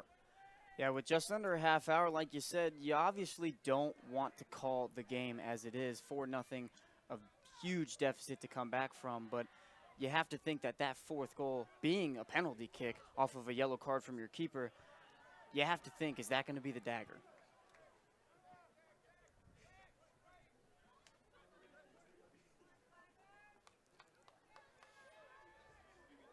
Throwing in front of the bench for Hampden-Sydney's Colin Hallman. Colin Hallman, someone that we have not touched on tonight that I would like to take a moment to recognize. Hallman comes into tonight's contest fourth in minutes played this year for the Tigers. The freshman defenseman out of Cornelius, North Carolina, and the product from Davidson Day School has been a phenomenal addition this season for the back line of Hampden-Sydney. Absolutely, and that's where coaching comes into play. Recruiting classes are so big. You obviously have your star players, but when you bring in somebody that has the most minutes right off the rip as a freshman, that's so encouraging for the whole team, because you see a recruiting class come in and they're thinking, why can't I do that? Why can't I play all the minutes on the team? I know I'm good enough. There's a reason why these coaches recruited me. Yeah, and I think it shows a big similarity between these two teams in terms of their back line.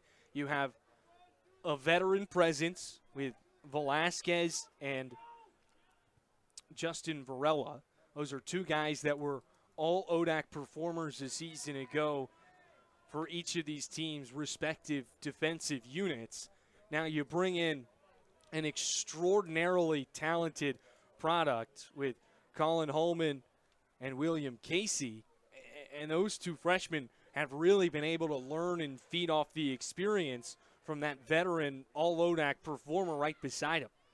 Well, absolutely, and you can even take a look at the redshirt freshman, Evan Pask. He's an everyday important player for this Lynchburg team, and he's got veterans like Monzi, like Zach Whelan, and he had Luke Mega to look forward to. All of that just comes into play, and your recruiting class is so important when you have players that are so good and so monumental for the 4 years that they've played, 4, 3, or 2 years. It's something that you really look up to, and it's the coaching staff.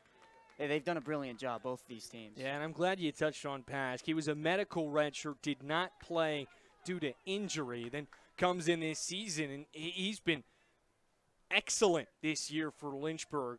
Really one of the crucial pieces in this offense that really has a whole lot of cogs that can beat you in a whole lot of different ways. But Pask has been very, very important for the Lynchburg's offensive success this season. Just when you look at the numbers, Pask with 1 goal, 2 assists, but it feels like his passing and his creativity off ball is a lot of times what helps set up this Lynchburg team to attack. Yeah, like you said, he's one of the reasons why this offense is so good. And numbers obviously is what you look at, but it's outside of the numbers what's so important when you look at a game where there's over 90 minutes played. And I will say he is not a phenomenal goalkeeper. We did at one point this year have Viscuso take a couple shots on Pask. He was, I should say, not very successful. I think he chose the right position is a good way to say it. Well, then when you look at Viscuso, you're saying Viscuso can put some shots on. He can. He's got a leg. I mean, we see it every time he takes a goal kick, and that thing's got a whole lot of juice behind it. As his opposing keeper, Huddleston, corrals the bouncing roller. Halfway through this second half. Monzi's got some daylight. He's tripped up. An easy whistle once again. Will this be a card? I do not believe so. Dangerous area here for Hampden-Sydney. Anything can really happen on this side of the field when you've got a team like Lynchburg. Well, if you're just now joining us, let's catch you up to speed on what you've missed tonight. Monzi Shalita found the first goal of the evening with 3 minutes, just 3 minutes into this contest. Chris Wiley then 3 minutes later responded with the second goal of the evening for Lynchburg. Then 10 minutes later, Keaton Napier found the back netting off an assist from Zach Whelan. And here in the second half, Lynchburg once again adds to their total. It's a blowout. It's Noah Matthew slotting it through for the 5th goal tonight.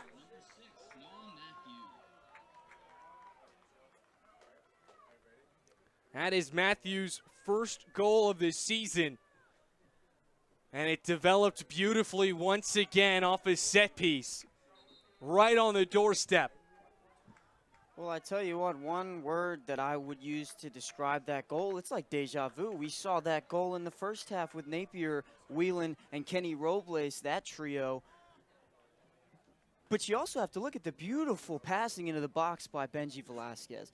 Finding the corner of the box for the goalkeeper, not once, but twice, putting so much pressure on this defense. Well, I recapped 3 of them before I was rudely interrupted by Noah Matthew. How dare he? The 4th goal this evening came off a penalty kick from Pat Figueroa. And there's number 5.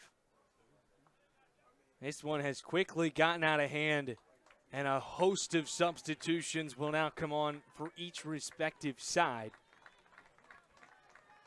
This is one where, with 22 minutes left, you very rarely say it, but you start to look ahead to your next matchup.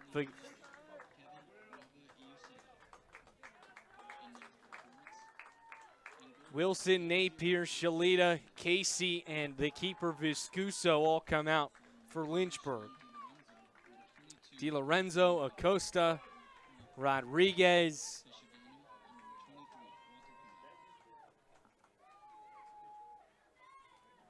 Alongside Durstein, come in for Lynchburg. Also Fisher Daniel, my apologies. Those are the 5 subs for Lynchburg. My apologies, I did not get all of them for Hampden-Sydney. We just had 9 substitutions. It's a little tricky to keep track of. Nonetheless, Trujillo able to leave the pitch on his own power. Always a good sign to see. When we look at the bench of Hampden-Sydney, we see a bunch of the players sitting on the bench. 5 goals. A really, really tough deficit to come back from.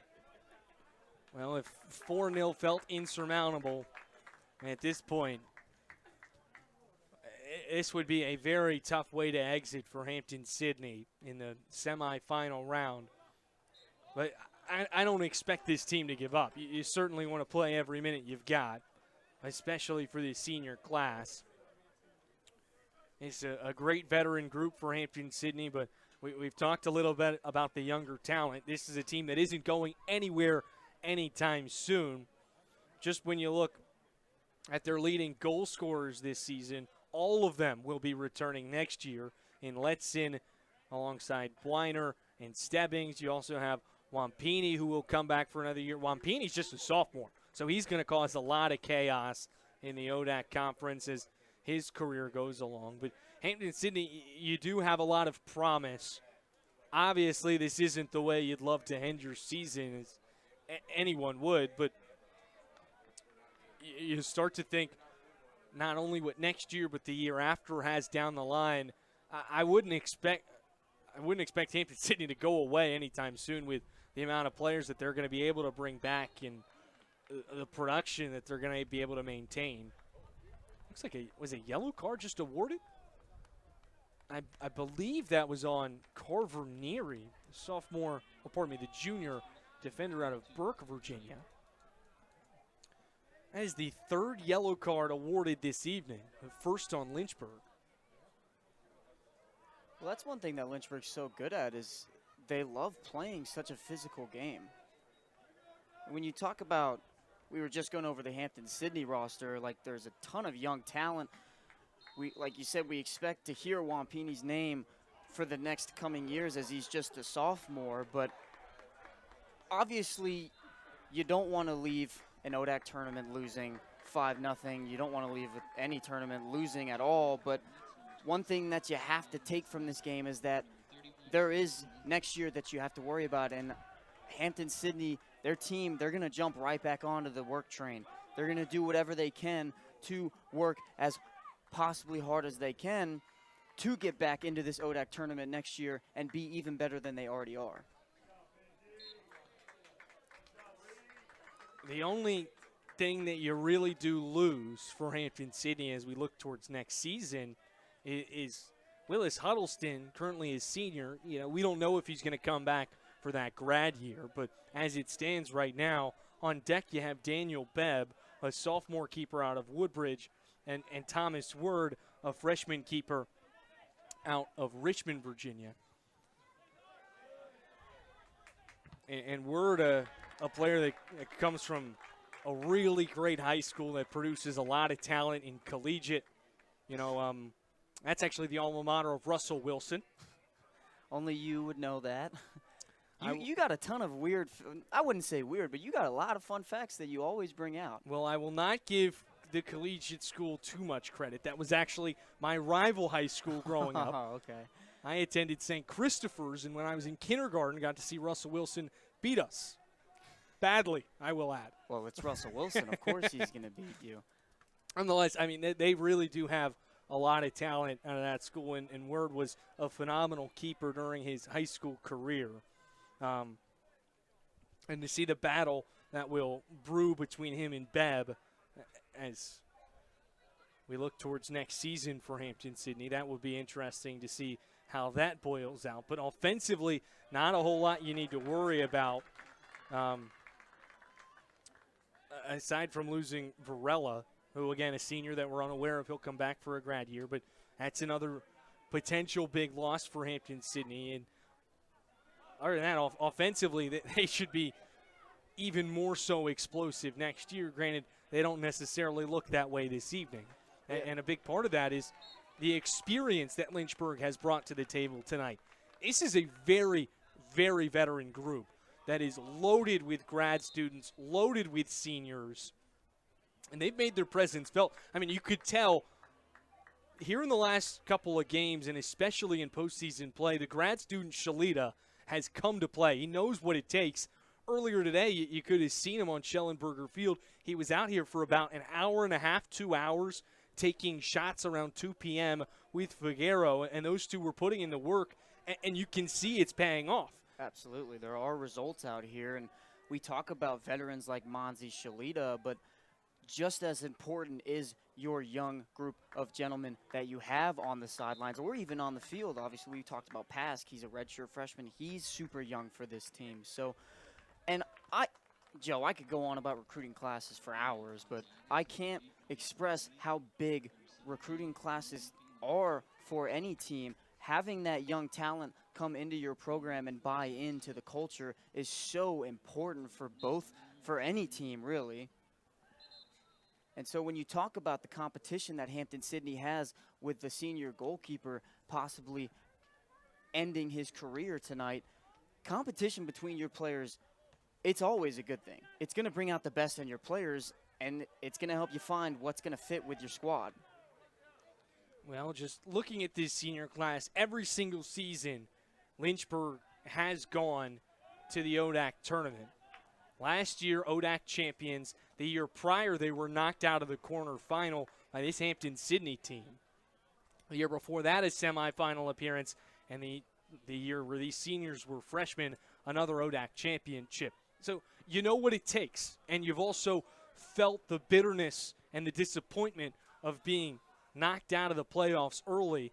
That year they were exited from the quarterfinal, they had a phenomenal season, and Hampden-Sydney just left them with a sour taste in their mouth. That was one of their 3 losses that they suffered in the year. They still earned an at-large bid to the NCAA tournament despite that loss, and that really tells you something.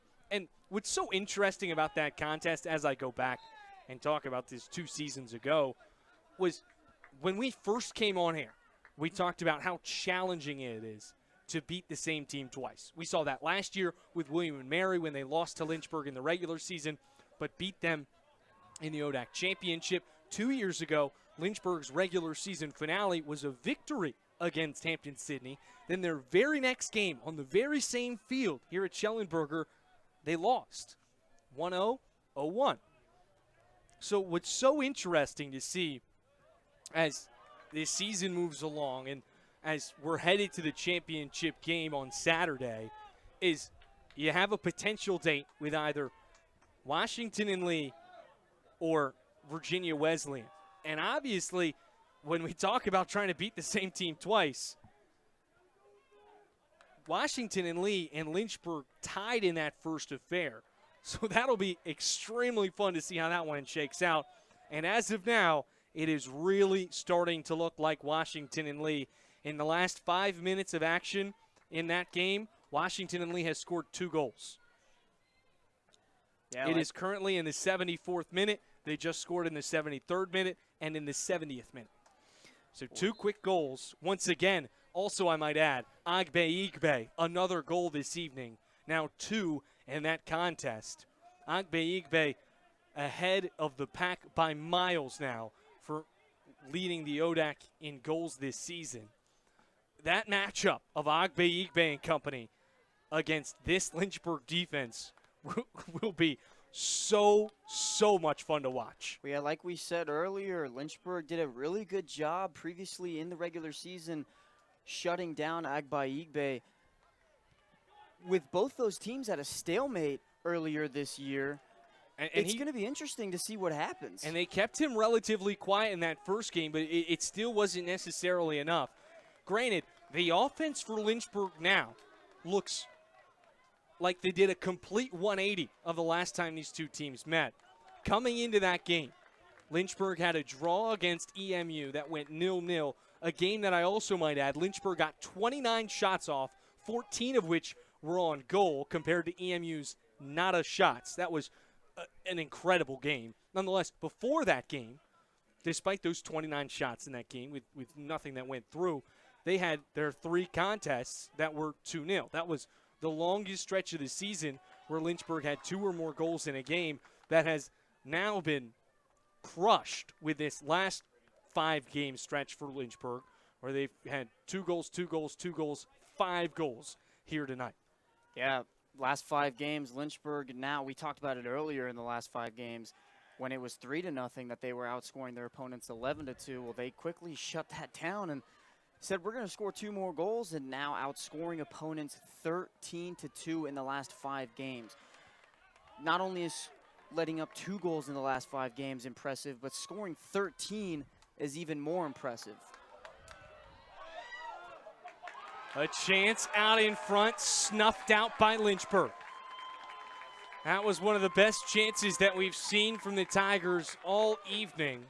But it's Alex Durstein, a senior out of Wake Forest, who gets a hand on it once, gets a hand on it twice, pins it against his chin for his first save of the evening.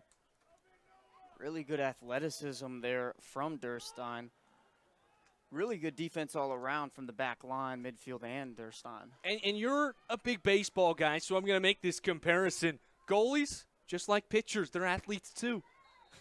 I have very, very many opinions when it comes to pitchers. Obviously, I was really lucky while I was here to have one of the best pitching staffs in the nation for every single year I was here. But we always messed around with the pitching staff. We always would like to make comments that we're the athletes on the field. Obviously, what they do is unmatched, but we would always like to mess around with our pitching staff that, you know, the position players were the real athletes and everything like that. So pitchers, yeah.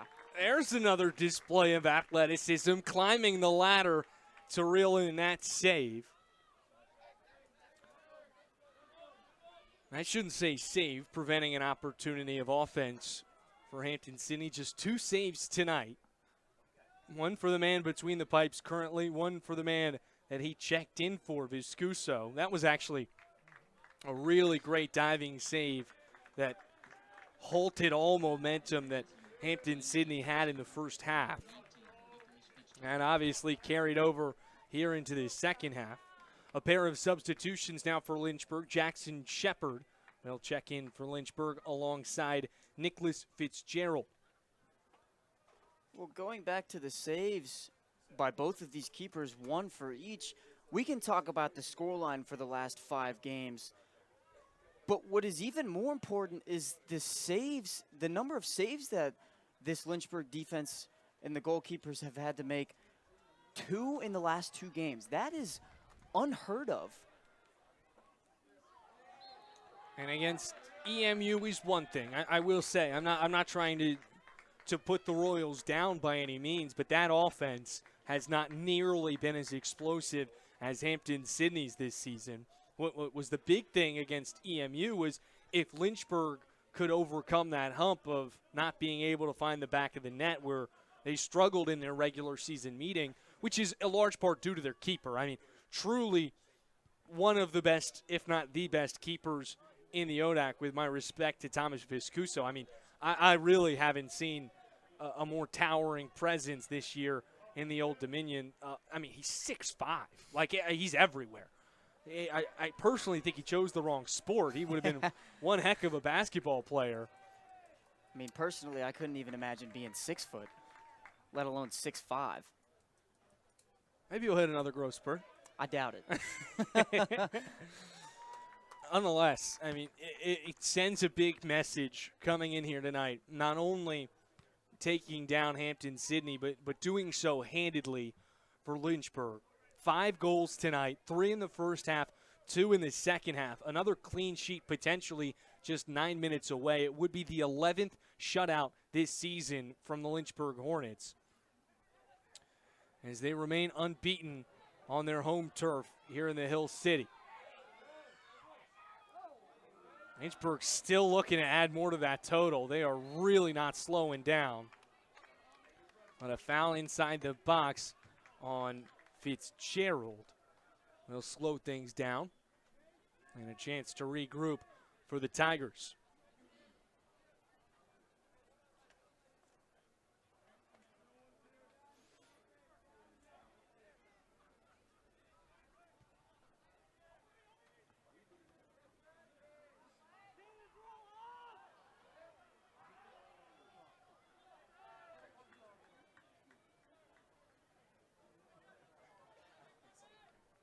Seen a lot of contact here in the last couple of minutes from both teams. And how exciting is it going to be to have a rematch of last season, bearing the results ending in the trajectory that they're currently headed for? It's now a 3-2 game. Virginia Wesleyan just tied things up 2 minutes ago. We're now in the 80th minute. Washington and Lee leads 3-2. So Washington and Lee getting a run for their money. Final 10 minutes of that affair. Under 8 minutes to go here in the Hill City.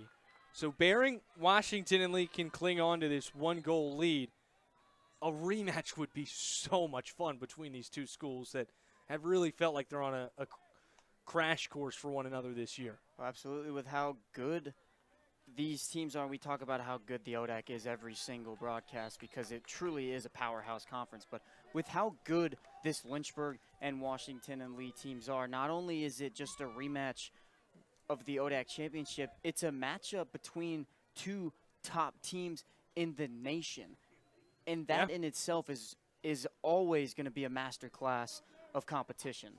If it does end up being Washington and Lee and Lynchburg, that will be a top 25 matchup between the two programs.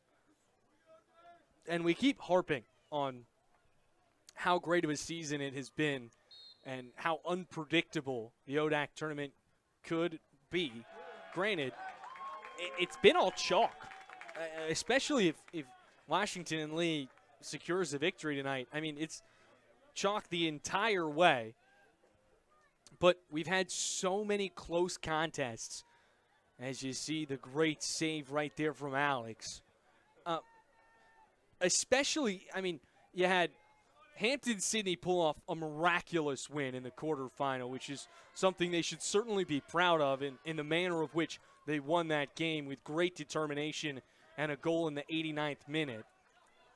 You also had a game decided in the 80th minute against the number 2 seed and the number 7 seed with Washington and Lee and Randolph-Macon that really just boiled down to a penalty kick, and a crucial mistake from Randolph-Macon ended in their end of the season. Nonetheless, I mean, a date between these two schools will be certainly a spectacle. It will have a national audience. But you really do have to enjoy the tournament that we've already had. I mean, this has really been the only game that hasn't been wire to wire. Well, one of the only things that's really going to separate Lynchburg from Washington and Lee, if Washington and Lee comes out on top, is the fact that it's a home game at Schellenberger Field. You know, it's always going to be competitive with the ODAC and 2 top 25 teams, but we've said it a couple times, there are a ton of students on the other side of the track. There are a ton of supporters right down in front of us, in front of the press box, but you can't let up about how many people are going to show up for Washington and Lee. It's not a short drive, not a long drive, but ODAC teams travel well. You can expect to see a ton of Washington and Lee or Virginia Wesleyan supporters, whoever wins that match, to show up here at Schellenberger in the Hill City.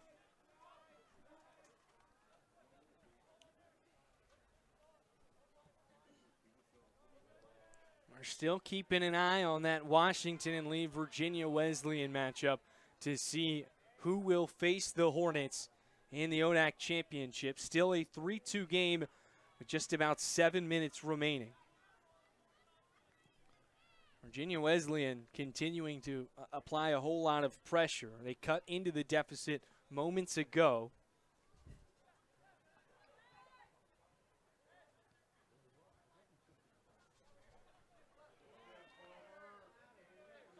Near side. Quick handoff to Fitzgerald, plays it right back to him. A crafty pass from Carver Neary, just nobody was home.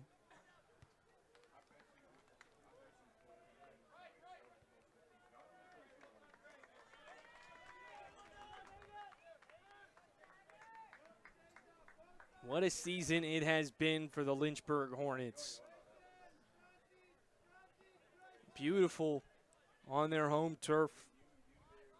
And they started this season 0-1-2.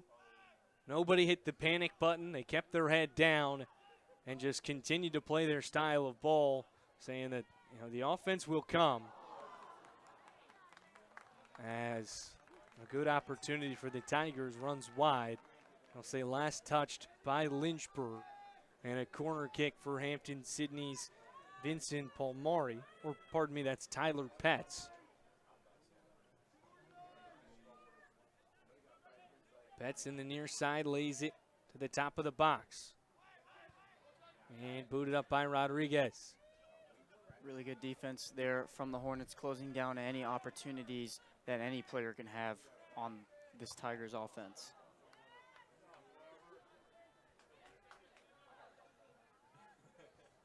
Now the Hornets off and running. Acosta, far sideline, taken down. You hate to see that kind of contact this late in a game.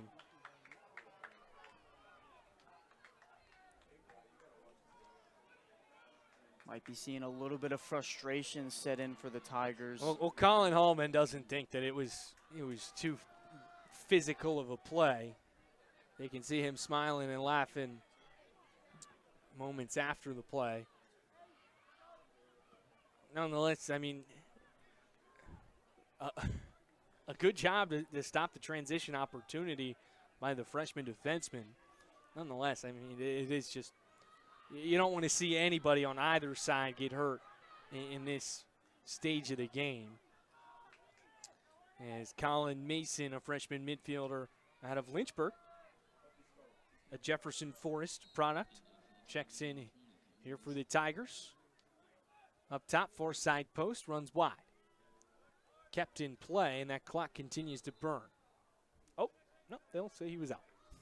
A little close there. I looked out immediately. I thought they were going to keep play going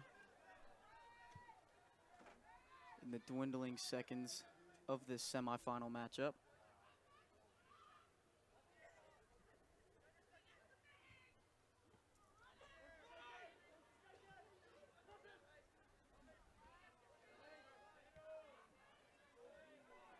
Lopez with a good touch to lay it out in front of Fitzgerald. He gets tangled up.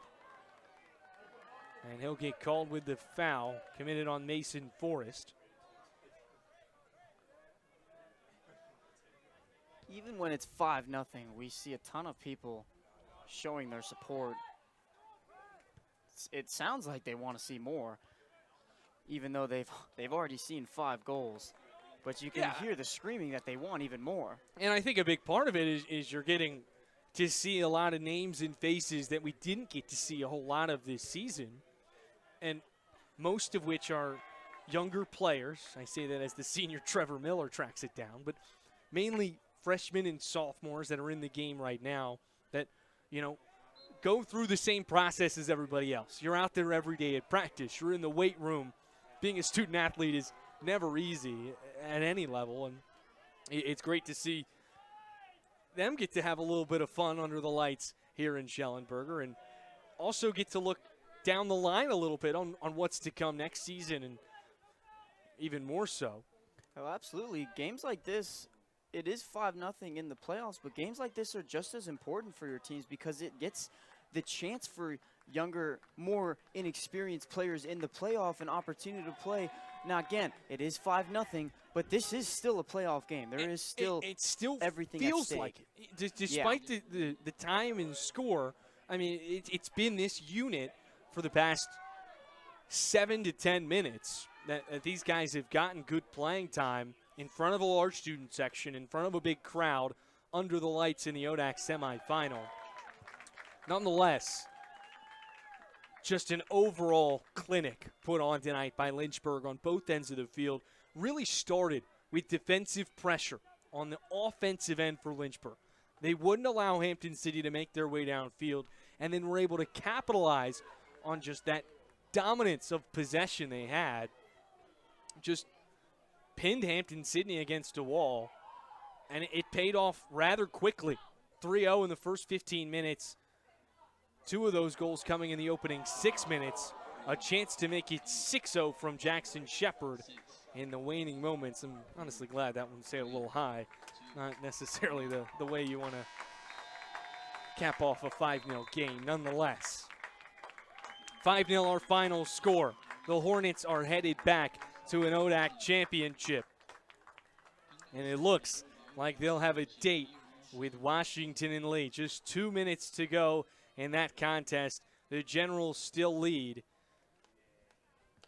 And oh, how fun that will be. It's been a fun watching this team this season. You'll have Kyle Haney with you on Saturday as your play-by-play man for the Hornets. Well, that'll do it. Any closing thoughts, Ethan? Lynchburg's got to come out firing. Well, they certainly came out firing today. Let's take a quick recap. Monzi Shalita gets the party started in the first 3 minutes. 3 minutes later, Chris Wiley says, it's my time. Slots one through the second goal of the day. Fast forward, then 9 minutes later, a beautiful ball from Kenny off the head of Wheelan to Napier on the doorstep. It was 3-0 in the first 15 minutes. The Hornets didn't tumble out of the gates whatsoever. At the end of the first half, we started to see a little bit of offensive production, but it was Viscuso that constantly snuffed things out. Then in the second half, Figueroa penalized inside the box. He gets a penalty kick awarded to him. Money.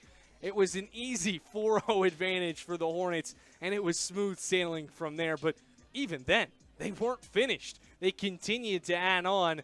We saw the 5th and final goal coming in the waning moments. This beautiful ball from Velasquez to the inside, batted around, and Noah Matthew put the exclamation point on tonight's affair. 5-0, our final score. Lynchburg out shooting the Tigers 17-8. And, well, for the third consecutive time these teams met in the ODAC playoffs, and the second time in a row Lynchburg has sent the Tigers home. Now, Ethan, final thoughts? Well, like I was saying, Lynchburg, they have to come out the gate firing. Two great teams. If they play with the confidence that they had all around 90 minutes of soccer, if they play with that confidence and they play their game of soccer, they should have a very, very high chance of winning. Of course, ODAC, top 25 matchup. You really never know what's going to happen.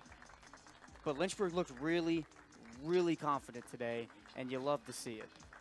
That W&L game now in the final minute.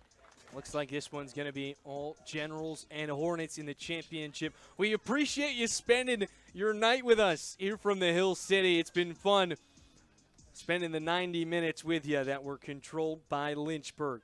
I've been Joe Brennan, joined alongside Ethan Moratsky. A special thank you to our production room with Josh Smith on replay and our rookie director. You wouldn't believe it by watching the broadcast tonight. We had a man, first time doing it, killed it. The basketball star and second place in the Lynchburg dunk contest, Jonathan Faust, holding things down for us tonight. Thank you so much for spending your time with us. Till next time, have a good one.